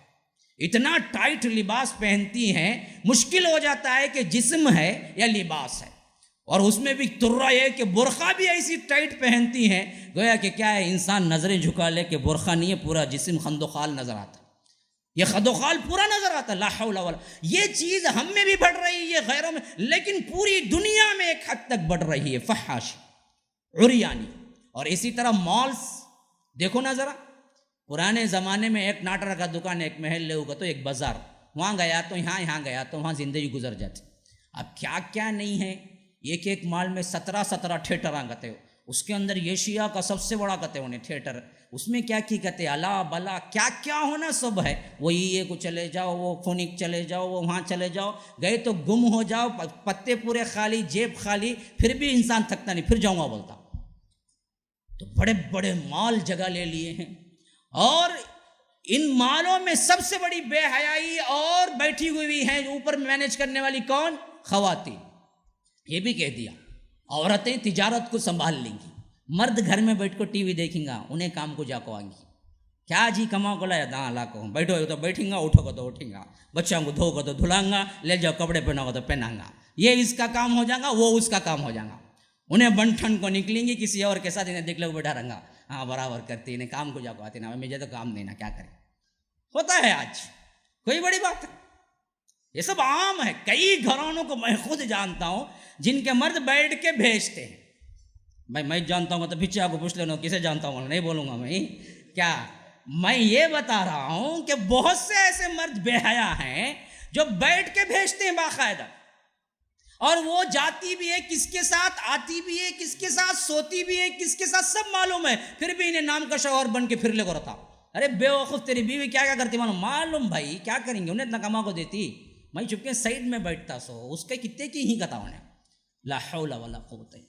اب یہ چیز عام ہو گئی ہمارے ایریے میں، مسلمانوں کے ایریے میں، اب یہ چیزیں کیا ہی، یہ قیامت کی نشانیاں ہی اصل میں، جو ایک ایک کر کے بڑھیں گی اور بڑھیں گی اور بڑھیں گی۔ اور شراب دیکھو، میں سمجھتا ہوں دنیا کا کون سا دکان بھی 4 بجے نہیں کھلتا رہنگا سوائے شراب کے دکان کی، ہاں 4 بجے بھی دیکھو نہیں کھولیں گا انہیں برابر، اور 4 بجے انہیں بولو بالفرض کوئی دکان کھول کے بیٹھا بھی تو گاہک نہیں آئیں گا، لیکن شراب کے دکان میں لائن کھڑتی اس وقت بھی، اتنا عام ہو چکا ہے، مسلمان بھی رو غیر مسلمان سب پیتے، سب پیتے، وہ نہیں تو کیا ہے دوسرے نشے کرتے ہیں، نہیں پیتے بولے تو بھی، ڈانس وغیرہ کیا ہے عام ہے، بوڑھے بھی ناچتے ہیں آج، بوڑھے بھی قبر میں پاؤں لٹکاؤ، پاؤں نہیں رہتے بھی ناچتا ہونے، کیا نوجوان تو چھوڑی دل، آج تو کیا ہے ایڈس وغیرہ دیکھو نا، بوڑھے بھی ناچیں گے، ارے بے وقوف کیا بناتا ہے تو، بوڑھوں کو بھی جانور بنا رہا ہے، اور بے حیائی میں اتنے آگے نکل گئے ہیں، ہم جانوروں سے بھی بدتر ہو گئے، ہاں جانور بھی پردہ کرتے ہیں، ہمیں وہ پردہ بھی نہیں چاہیے۔ تو یہ سب چیزیں وہ ہیں جو دراصل کیا ہیں، قیامت ہی کی نشانیاں ہیں جو غیر محسوس طریقے سے آگے بڑھ رہے ہیں، یہ دوسری قسم ہے۔ تیسری قسم وہ نشانیاں ہیں جو بڑی بڑی کہلاتی ہیں، اور ان کا کوئی ایک بھی آ جائے نا، اللہ کے رسول نے فرمایا جس طرح منکے کا جو رول ہوتا ہے، جو دائرہ ہوتا ہے، اگر اس کی کیا ہے تاگا اور اس کا جو ناڑا ہوتا ہے وہ ٹوٹ جائے تو جس طرح ایک کے بعد دیگرے منکے گرتے چلے جاتے ہیں، بے عینی اسی طرح ایک بھی بڑی نشانی آ جائے تو پھر نان اسٹاپ آتے جائیں گے، قیامت قائم ہو جائے گی۔ وہ بڑی نشانیاں ابھی شروع نہیں ہوئی۔ مؤرخین اور مفسرین اور محدثین اس بات پر اتفاق کرتے ہیں ان بڑے نشانیوں کی ابتدا جو ہوگی وہ ظہور مہدی سے ہوگی، جس کے بعد ایک کے بعد دیگرے آتے چلے جائیں گے یہاں تک کہ قیامت قائم ہو جائے گی، یہ ظہور مہدی سے شروع ہوگی۔ اللہ کے رسول صلی اللہ علیہ وسلم حذیفہ بن الیمان اور ایک روایت کے مطابق کیا ہے نواس بن سمعان، ان کے بارے میں یہ راوی ہیں، اور صحیح مسلم کی روایت ہے جس میں کہتے ہیں کہ ہم ذکر کر رہے تھے بعض باتوں کا کہ اللہ کے رسول ہم پہ آئے، پوچھا کہ کیا باتیں کر رہے ہو، کہا کہ ہم قیامت کا ذکر کر رہے ہیں، تو اللہ کے رسول نے کہا یاد رکھو کہ قیامت اس وقت تک قائم نہیں ہوگی جب تک کہ تم 10 نشانیاں نہ دیکھ لو۔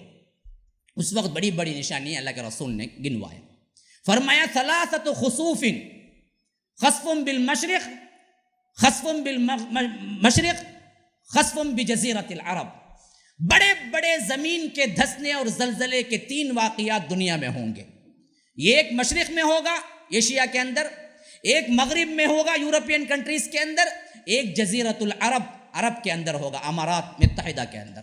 بڑے بڑے 3 زلزلے، نہیں خسف، زمین پھٹے گی، دھس جائیں گے لوگ، خسف ہوں گے. پھر اس کے بعد فرمایا الدخان، دھواں کا آنا. ایک ایسا دھواں نکلے گا جو پوری کائنات پہ چھا جائے گا، جس سے کافر کئی مریں گے، لیکن مسلمانوں کو صرف اتنی شکایت ہوگی کہ زکام جیسے ہوتا ہے، سردی ہو گئی تو کیا ہوتا ہے، اس طرح کا کیا ہے نقصان پہنچے گا، اس کے علاوہ کچھ نہیں پہنچے گا. لیکن پورا آسمان دھواں دھواں ہی نظر آئے گا. وہ ایک بڑی نشانی ہے الدخان. پھر فرمایا وہ دجال، جس کے بارے میں تفصیل میں نے بیان کر. پھر فرمایا وہ دابہ، ایک جانور زمین پھاڑ کے نکلے گا، اور اس کا ذکر قرآن میں بھی ہے. وَإِذَا وَقَعَ الْقَوْلُ عَلَيْهِمْ أَخْرَجْنَا لَهُمْ دَابَّةً مِّنَ الْأَرْضِ. اس وقت کو یاد کرو جب کیا ہے زمین پھاڑ کے ایک جانور نکلے گا تمہارے ہاں سے. روایتوں میں یہ بات ثابت ہے، یہ جانور مکے کے حرم کے اندر نکلے گا چاش کے وقت، بالکل ضحیٰ کا وقت، 10 یا 8 بجے کا وقت ہوگا. لوگ طواف کر رہے ہوں گے، رکن یمانی اور مقام ابراہیم کے درمیان زمین پھٹے گی اور جانور نکلے گا. بالکل عجیب و غریب ہوگا جانور وہ. اور وہ جانور جب نکلے گا تو وہ اتنا واضح طور پر کافر اور مشرک کو الگ کر دے گا، مسلمان کو الگ کر دے گا کہ لوگ اس کے بعد اس پر ایمان لانا بھی شروع کر دیں گے تو اللہ ایمان قبول نہیں کرے گا. تو وہ باقاعدہ بات کرے گا لوگوں سے. کیا کلام کرے گا؟ ان الناس کانوا بآیاتنا لا یوقنون. بدبختو تم تھے یہ لوگ جو اللہ کی آیتوں پر یقین نہیں رکھتے تھے. پھر یہ کہہ کے وہ خود کیا ہے سیل گویا کہ مہر لگائے گا فلاں کافر، اور باقاعدہ کافر لکھے گا، مومن کو مومن لکھے گا پیشانی پر. تو ہر ایک سے مل کے وہ کافر کو کافر لکھے گا، مومن کو مومن لکھے گا. اس طرح بالکل صاف ہو جائے گی بات، لوگ اس وقت ایمان لائیں گے. تو اللہ کے رسول نے فرمایا کہ لا ينفع نفسا ایمانها لم تکن آمنت من قبل او کسبت فی ایمانها خیرا، کہ اس کے بعد اللہ تبارک و تعالی کیا نہیں کرے گا، توبہ قبول نہیں کرے گا. تو 3 خسف، 4واں دھواں، 5واں دجال، 6واں دابہ، 7واں یاجوج ماجوج، اور 8واں کیا ہے نزول عیسیٰ. 9واں کیا ہے طلوع الشمس من مغربها، مغرب اچانک سورج جو کہاں غروب ہوتا ہے وہیں سے طلوع ہوگا. یہ مشرق سے طلوع ہوتا، مغرب میں غروب ہوتا، لیکن ہوگا کہ ایک دن اچانک پلٹ جائے گا. جہاں غروب ہوا مغرب میں وہیں سے طلوع ہوگا، طلوع الشمس من مغربها. 10ویں نشانی ہے نار تخرج من الیمن، یمن سے ایک آگ نکلے گی. یہ 10ویں نشانی ہے. اب یہ ترتیب سن لیا آپ نے، اب پھر بھی ترتیب کیا ہے میں پھر جوڑتا ہوں اس کو. دیکھیے ظہور مہدی سے بات شروع ہوئی، قیامت کی بڑی نشانی شروع ہو گئی. اب انہی کے دور میں نزول عیسیٰ ہوگا تو وہ بھی آ جائیں گے. انہی کے دور میں دجال نکلے گا تو وہ قتل ہو جائے گا. انہی کے دور میں یاجوج ماجوج نکلیں گے تو ان کے ساتھ کیا ہے اللہ تبارک و تعالی انہیں نیست و نابود کر دے گا. پھر حضرت عیسیٰ نیچے آ کے زندگی گزاریں گے. وہ سب سے سنہری دور ہوگا مسلمانوں کا جس میں یہ رہیں گے. پھر ان کی وفات ہوگی، پھر مسلمان دھیرے دھیرے بھولنا شروع کر دیں گے وہی چیز جو ان کو سکھلائی گئی. پھر بگاڑ ان کے اندر پیدا ہوگا. اب یہ موقع پتہ نہیں کب ہوگا کہ ایک دن ایسا ہوگا جس میں مسلمان پھر اپنے طور سے بگاڑ کے شکار ہو کے کچھ کافر بھی بنے ہوئے ہوں گے، کچھ کیا ہے صحیح مسلمان بھی رہے ہوں گے. جب کیا ہے یہ جانور نکلے گا اور یہ جانور سب پہ ٹھپا لگا دے گا. کون مسلمان ہے، کون مشرک ہے، کون مسلمان ہے، کون مشرک ہے. گویا کہ ایک حتمی فیصلہ ہونے والا ہوگا.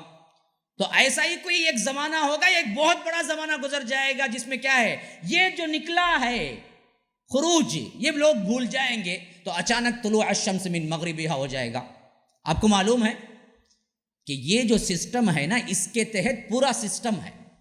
یہ سورج غروب اور طلوع ہوتا ہے، یہ خالص سورج غروب طلوع نہیں ہوتا، یہ پورے سیارے ہیں جس کی وجہ سے یہ برابر ادھر سے ادھر ہوتا ہے.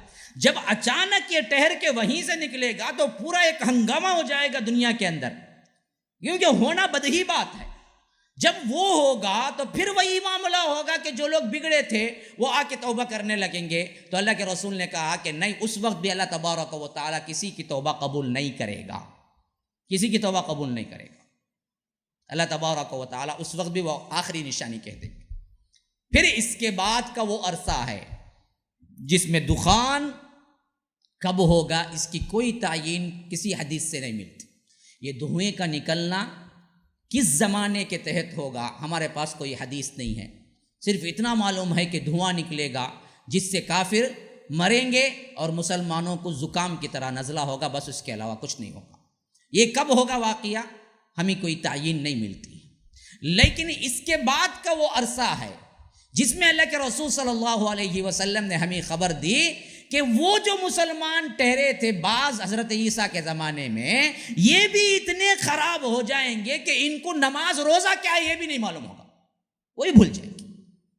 کعبہ ویران ہو جائے گا، مدینہ بھی ویران ہو جائے گا، نماز پڑھنے والا کوئی نہیں ہوگا، نہ ان کو پتا ہوگا. حتیٰ کہ اتنے بیگانہ ہوں گے دین سے کہ کوئی بڑی مشکل پیش آئے تو ان کے بڑی بوڑھیاں کہیں گے ہمارے باپ دادا سے ہم نے سنا مشکل میں لا الہ الا اللہ پڑھنے سے آسانی ہوتی ہے، تو تم لا الہ الا اللہ پڑھو. اتنا ہی یاد ہوگا مسلمانوں کو، اتنا ہی یاد ہوگا، اس کے علاوہ کچھ نہیں یاد ہوگا ان کو. یہی وہ عرصہ ہے جس میں معلوم ہوتا ہے کہ ایک صبح ایسا ہوگا کہ اچانک دیکھیں گے تو مصحف کے اندر سے تمام آیتیں اللہ اٹھا لے گا. قرآن میں صرف خالی ورق رہ جائے گی، قرآن کو اللہ اٹھا لے گا. تو بھول پہ بھول تو لوگ کیا ہیں، ٹوٹلی اسلام اور دین کو چھوڑ دیں گے. کوئی چیز ان میں باقی نہیں رہے گی مسلمانیت کی. اسی لیے اللہ کے رسول صلی اللہ علیہ وسلم نے فرمایا کہ قیامت کا قیام سب سے شریر ترین لوگوں پر ہوگا اور سب سے برے، سب سے خراب لوگوں پر ہی قیامت قائم ہوگی. اور دوسری حدیث میں ہے کہ ایک انسان بھی اگر اللہ اللہ کرتے رہے تو اس وقت تک یہ دنیا نہیں مٹے گی. تو معلوم ہوا اللہ اللہ کرنے والا بھی کوئی نہیں ہوگا، اللہ اللہ کرنے والا بھی کوئی نہیں ہوگا. اللہ کے نام کو بھی بھول جائے گی، جیسے آج ہماری مغربی نسل نے بھلا دیا ہے. ہاں، مشرق کے بہت سے لوگوں نے کیا کیا، پیسے کی چکا چوند، پیسہ ڈالر، تو اپنی نسلوں کو لے جا کے کیا کیا، مغرب میں سیٹل کر دیا. ہاں، کوئی انگلستان چلا گیا، کوئی یورپ کے کنٹریز میں چلا گیا، کوئی امریکہ چلا گیا. پھر ان کی نسلوں کے نسلیں جب آئی نا، آج ویسی نسلیں، آج آنکھوں دیکھی آپ دیکھ سکتے ہیں امریکہ میں جن کے باپ دادا پکے مسلمان تھے، امریکہ آئے تو 2 نسلوں میں اتنا بگڑے، اب وہ مسلمان ہیں یعنی ان کو بھی معلوم نہیں، بھول گئے. وہ لوگ انہی کی طرح چڈی پہنتی ہیں، انہی کی طرح کیا لباس، انہی کی طرح بات چیت، انہی کی طرح شباب کباب، انہی کی طرح ڈانس. کئی ایسے نسلیں ہیں، خاندانیں ہیں جو امریکہ جا کے برباد ہو گئے 2 ہی نسلوں میں. دادا جب آئے تھے داڑھی تھی، مسلمان تھے، لیکن وہاں بسے ایسے کہ وہیں کے ہو کے رہ گئے، بھول بھی گئے کہ مسلمان ہیں یا نہیں ہیں ہم، یہ بھی پتہ نہیں. نسلیں برباد ہو اور نسلوں کے ہاں سے دین ہی مٹ گیا. آج ہم بڑے شوق سے دیکھتے ہیں کہ ہمارا بیٹا سیٹل ہو جائے امریکہ کو. کیوں؟ تمہاری نسل برباد ہو جائے، مسلمانیت بھی کھو دے، کم از کم نشانی جو ہوتی ہے وہ بھی بھلا دے. وہ کسی گوری سے شادی کر کے اپنی کیا ہے نسل کو بڑھا لے اور برباد کر دے، تمہاری بچے عیسائی بن جائیں. ایسے کئیوں کے ہو گئے، پھر بھی ہمیں عقل نہیں آتی، ہم یہی کہتے رہیں اور اسی خواہش میں رات دن کیا ہے کوششیں کرتے ہیں کہ بیٹا یورپ چلا جائے، بیٹا امریکہ چلا جائے، فلاں بن جائے. جب جا کے وہ کسی عیسائی سے شادی کر کے عیسائی اولاد کو لے کے گھر میں قدم رکھتا نا، تب واویلا کرتے ہیں، سر پکڑ کے بیٹھ جاتے ہیں، میں کیا کیا سوچا تھا، میں کیا کیا کیا تھا، میرا بیٹے کا بیٹا ہی عیسیٰ بن گیا. تو عیسائی تو نے ہی تو بنایا تھا، پہلے کیوں بھیجا تھا؟ تو اپنے ہاتھوں سے کیا تھا. یہ ابتدا جو ہے نا آج سمجھنے کی، یہ اس سے سمجھو جب قیامت قائم ہوگی. یہ کیوں یہ نشانیاں اتنی چیز کھلے عام آپ کو میں بیان کر رہا ہوں، اللہ کے رسول نے ہمیں دیا اس وجہ سے کہ بچو، جتنا ہو سکتا ہے بچنا ہے، بچو، اپنی نسل کی حفاظت کرو، ذمہ داریاں لگاؤ، بچوں میں ایمان عمل دیکھو. مسلمانیت ہمارا ترہ امتیاز ہے، مسلمانیت ہم چھوڑ نہیں سکتے، دنیا کی ہر خوشی سے اور چھوڑ سکتے ہیں، یہ چیزیں ہمارے اندر پیوست ہونی چاہیے، نہیں ہوتا، یہ نہیں ہوتا ہے، یہی مسئلہ ہے سب سے بڑا۔ تو یہی حال ہوگا قیامت کے قائم ہونے کا۔ قیامت اس وقت تک قائم نہیں ہوگی جب تک کہ کوئی بھی اللہ اللہ کرنے والا نہ ہوگا، اگر ہوگا تو قیامت قائم نہیں ہوگی، لیکن بھول اتنی طاری ہوگی، اتنی طاری ہوگی کہ آخر کار نسلاً بعد نسل بھولتے بھولتے بھولتے اللہ کے نام کو بھی بھول جائیں گے لوگ، صرف شریر لوگ، شر پسند لوگ باقی رہ جائیں گے اور اپنے کاموں میں مگن، مصروف، ہلچل، یہی چیز ہوگی جو آج ہماری دنیا میں کیا ہے، ہم کو کیا ہے، مصروف رکھتی ہے۔ تو اسی وجہ سے بعض جگہ اللہ تبارک و تعالیٰ نے اشارہ دیا ہے کہ قیامت جب آئے گی تو اچانک آئے گی، حالانکہ اچانک نہیں آئے گی، بہت سی نشانیاں، لیکن اتنی نشانیاں دیکھنے کے باوجود بھی جو آخری لوگوں پر قائم ہوگی ان کو اچانک ہی لگے گا، کیوں؟ وہ پھر بھول جائیں گے۔ تو کیسے قائم ہوگی؟ تو اللہ کے رسول صلی اللہ علیہ وسلم نے ہمیں بتایا تھا کہ وہ قائم ہونے کا دن تو مجھے معلوم ہے وہ جمعہ کا دن ہوگا، جمعہ کے دن ہی قیامت قائم ہوگی۔ اور یہ بھی اللہ کے رسول صلی اللہ علیہ وسلم نے بتایا قائم ہونے کی ابتدا سور سے ہوں گی، تو مجھے وہ شخص بھی معلوم ہے جو سب سے پہلے سور کی آواز سنے گا، وہ ایک بوڑھا ہوگا جو اپنی دیوار کی مرمت کر رہا ہوگا، پیسٹنگ کر رہا ہوگا، ایک بوڑھا اپنی دیوار کو پیسٹ کر رہا ہوگا، مٹی لگا رہا ہوگا، جو سب سے پہلے سن کے بے ہوش ہو کے گر پڑے گا۔ اللہ کے رسول صلی اللہ علیہ وسلم نے بتایا یہ قیامت کے سور پھونکے جانے سے بھی اور یہ طلوع الشمس من مغربها، مغرب سے سورج نکلنے سے بھی درمیان میں وہ ہے جو اللہ کے رسول نے فرمایا نار تخرج من الیمن، یمن سے ایک آگ نکلے گی، اور وہ کیا کرے گی؟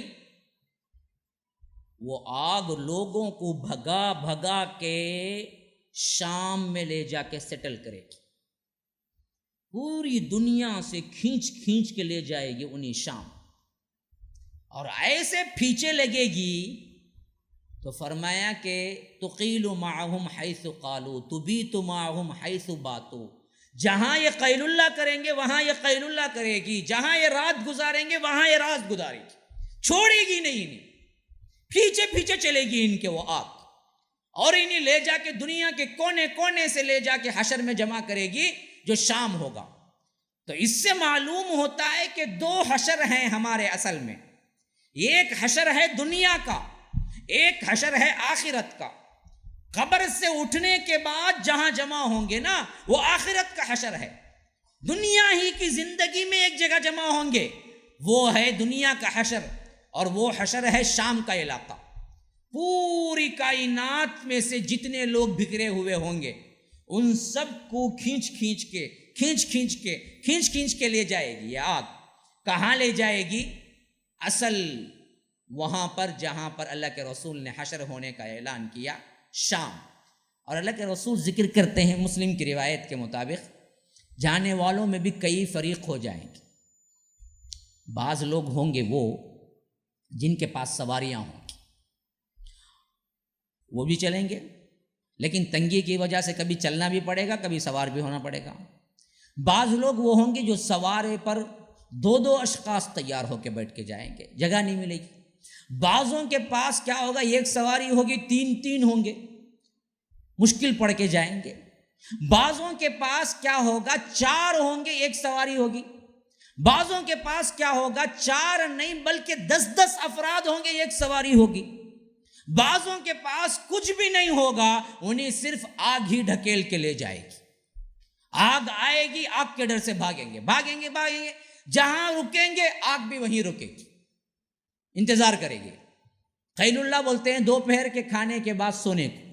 اللہ کے رسول نے فرمایا تقیل معہم حیث قالوا، جہاں یہ قیل اللہ کریں گے وہیں آگ بھی قیل اللہ کرے گی، ٹھہر کے انتظار کرے گی، پھر اٹھتے ہی پھر پیچھے بھگائے گی۔ تبیت معہم حیث باتوا، بات یبیتو کا مطلب ہے رات گزارنا۔ یہ رات کہاں گزاریں گی وہیں پر یہ آگ بھی رات گزارے گی، اس وقت انتظار کرتی رہے گی، جب اٹھیں گے تو پھر بھگائے گی۔ تو اس طرح ان سب کو بھگا بھگا بھگا بھگا کے ایک جگہ ان پر کیا ہے باقاعدہ فٹ ہو جائے گا، وہ ہے دنیا کا حشر جو شام ہوگا۔ آج دیکھیے نا، آپ ذرا اندازہ لگائیں، سب سے زیادہ فساد اور سب سے زیادہ انسانی قتل جہاں ہو رہا ہے نا، وہ شام ہے۔ آج دیکھو، یہ داعش کا مسئلہ ہو، اس سے پہلے کا ہو، اور اسی طرح کیا یہ بدبخت جو ہے اب اسد، اس کا مسئلہ ہو، یہ پکا علوی ہے، جو علی کو اللہ بولتا ہے وہ ہے یہ بشار الاسد۔ تو یہ سب جتنے بدبخت ہیں نا، سب وہاں پہلے سے جمع ہوئے اور جمع ہوں گے آنے والے دنوں میں، اور اس طرح یہ سب کے سب کیا ہو جائیں گے، پورے مفسدین کی جگہ وہاں آ کے کھڑے ہو جائیں گے۔ اچھا، ایک بات اور سمجھ لیجئے، کوئی بھی اللہ والا انسان قیامت کو نہیں دیکھے گا، کیونکہ قیامت ایک ایسی دہشت ناک مرحلہ ہے جس میں اللہ تبارک و تعالی اپنوں کو نہیں رکھے گا۔ کوئی بھی اللہ والا بندہ قیامت کو نہیں دیکھے گا، سب کے سب اللہ اس سے پہلے اٹھا لے گا۔ ایک حدیث کی روایت ہمیں یہ بات بتلائی جاتی ہے، اب یہ جو چیز انسان کی آخری انتہا ہوگی نا، یہ انتہا اس وقت ہوگی جب زمین پر کوئی بھی اللہ جاننے والا بھی نہیں ہوگا، تو معلوم ہوا قیامت ہونا یقینی، اور نہ اس کو ٹالا جا سکتا ہے۔ لیکن ایک بات یقینی، ہماری نسلوں کے اندر اللہ ہوگا تو قیامت قائم نہیں ہوگی، ہمارے نسلوں کے اندر دین ہوگا تو قیامت قائم نہیں ہوگی، ہمارے اولاد کی تربیت ٹھیک زاویے پر ہوتی رہے گی تو قیامت قائم نہیں ہوگی۔ تو سب سے بڑا پیغام جو ہمیں ملا وہ یہ کہ تم اپنے اندر دین اور دینداری اور اولاد کے اندر تعلیم دین یہ لے آؤ، اس کی جد و جہد کرو، اس سے اللہ کی رحمت آتی ہے۔ آج ہماری بے پرواہی اور ہمارے گھروں میں بے دینی اس حد تک بڑھ چکی ہے کہ ہمیں یہ احساس بھی نہیں کہ ہمارے گھر میں دین نہیں ہے، احساس بھی چلا گیا۔ ہمارے گھرانوں کے اندر، ہماری بہو بیٹیوں کے اندر، ہماری ماؤں کے اندر، ہمارے کیا بڑوں کے اندر، ہمارے نوجوانوں کے اندر کتنی ہے جو دینداری باقی رہ گئی ہے۔ بے دینی کی کیا کیفیت ہے خود جان سکتے ہو تم، کہ ہمارے اندر نہ اللہ اور اس کے رسول کی اطاعت ہے، نہ اللہ کا خوف ہے، نہ حیا ہے، نہ اس کے اندر کیا ہے پرانی روایات کی کم از کم قدر ہے۔ اللہ کے رسول صلی اللہ علیہ وسلم نے فرمایا اذا لم تستحی فاصنع ما شئت، اور یہ نہیں کہا کہ میرا قول ہے، کہا کہ پچھلے انبیاء کی جو سب سے اچھی باتیں باقی رہ گئی ہیں ان میں سے ایک بات یہ ہے جو میں کہہ رہا ہوں کہ اذا لم تستحی فاصنع ما شئت، اگر تم حیا نہ کرو جو چاہے کرو، حیا نہ کرو جو چاہے کرو۔ کیا مطلب؟ تمہاری حیا ہی تمہیں کیا ہے روکتی ہے برائیوں سے، حیا نہ ہوگی تو پھر انسان درندہ بن جائے تو بھی اس کو شرم نہیں آئے گی۔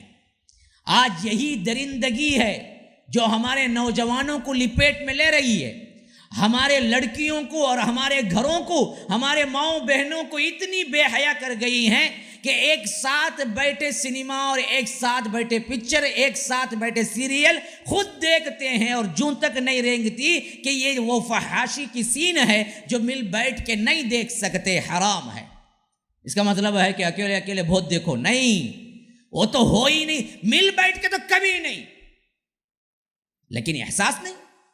گھروں میں سے، خاندانوں میں سے، بیوی بچوں میں سے دین کی رغبت کم ہوتی چلی گئی اور دینداری نام کی بھی باقی نہیں بچی، تو یہ گویا کہ خود ہم ہیں جو قیامت کو دعوت دے رہے ہیں، قیامت کو دعوت دے رہے ہیں۔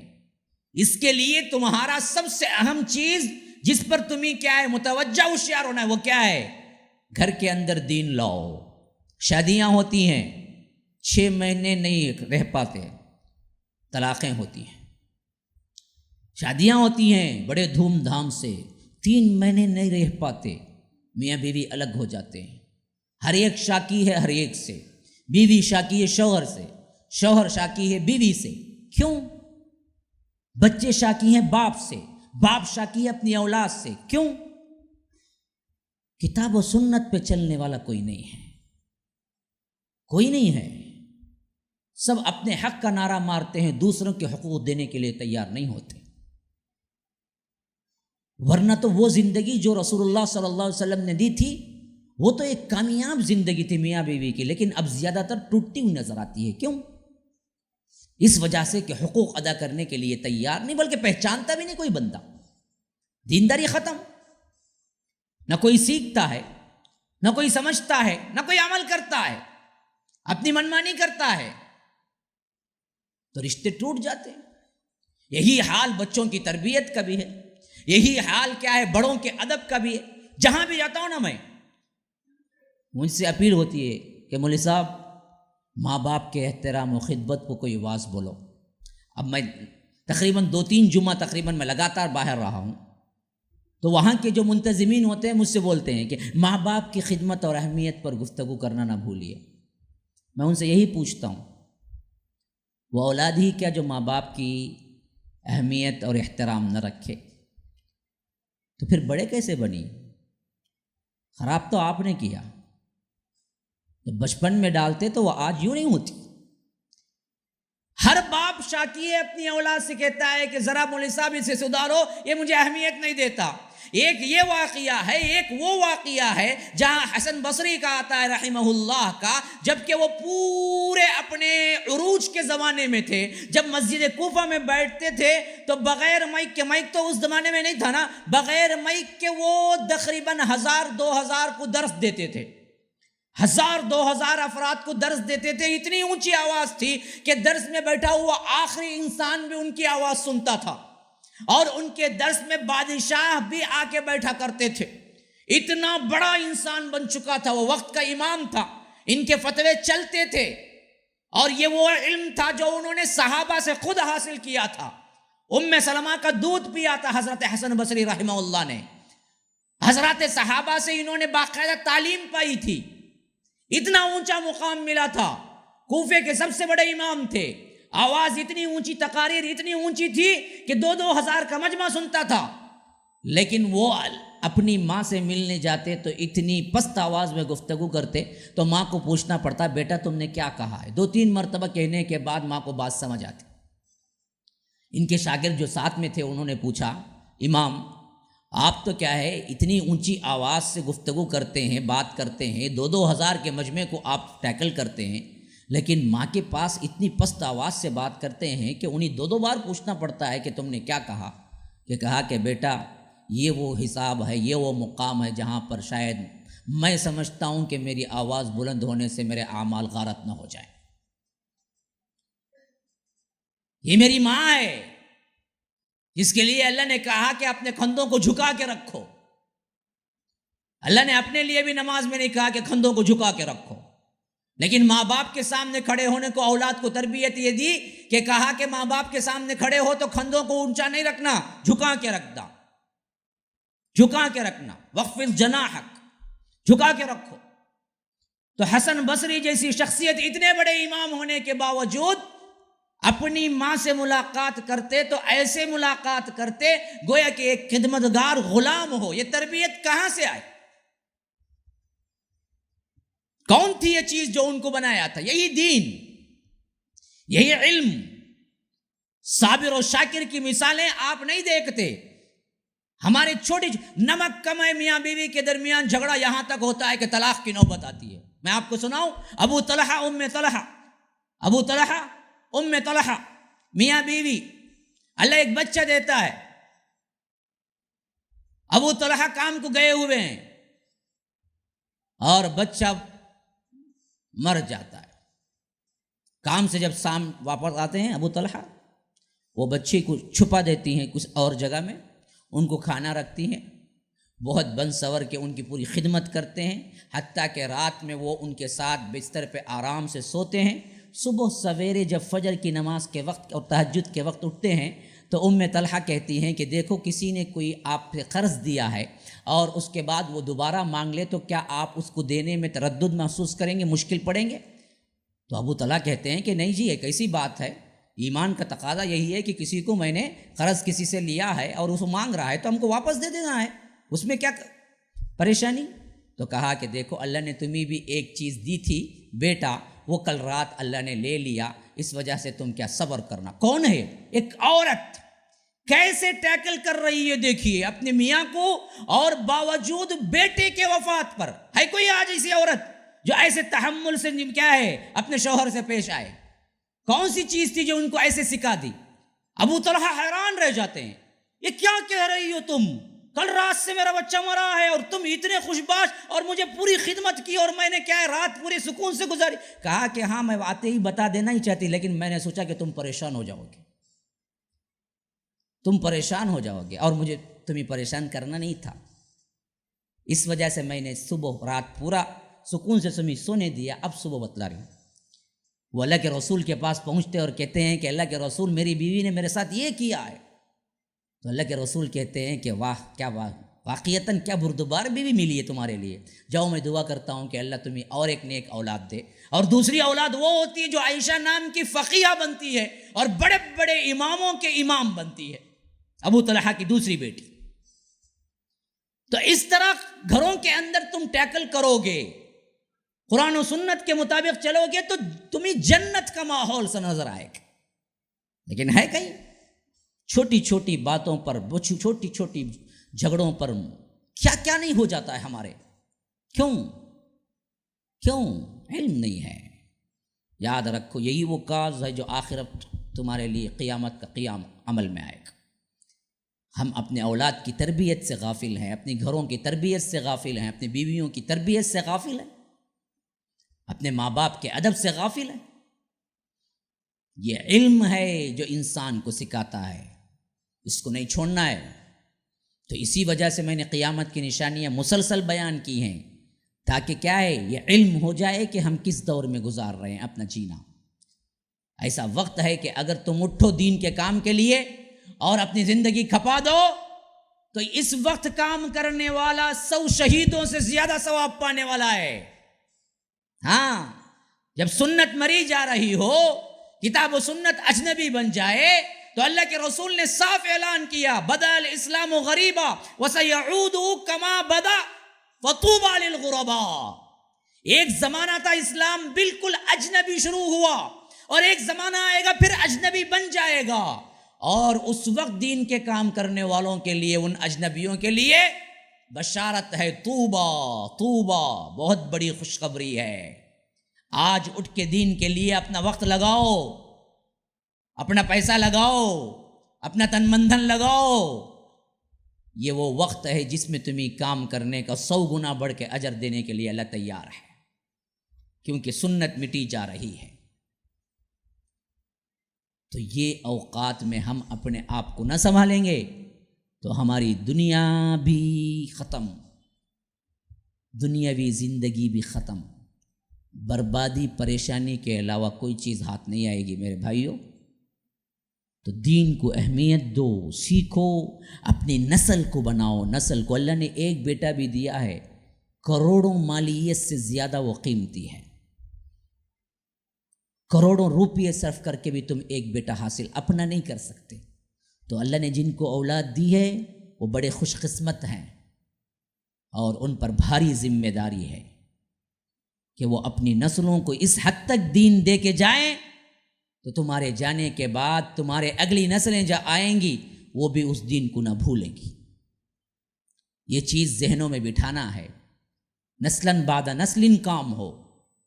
تو ہمارے ہاں یہ چیز نہیں دیکھی جا رہی ہے۔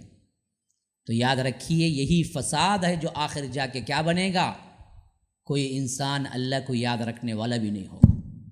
اللہ تبارک و تعالی اس مصیبت سے بچائے، ان حالات سے بچائے، ہمیں اس سے پہلے بلا لے جب یہ فتنوں کا دور آ رہا ہوگا۔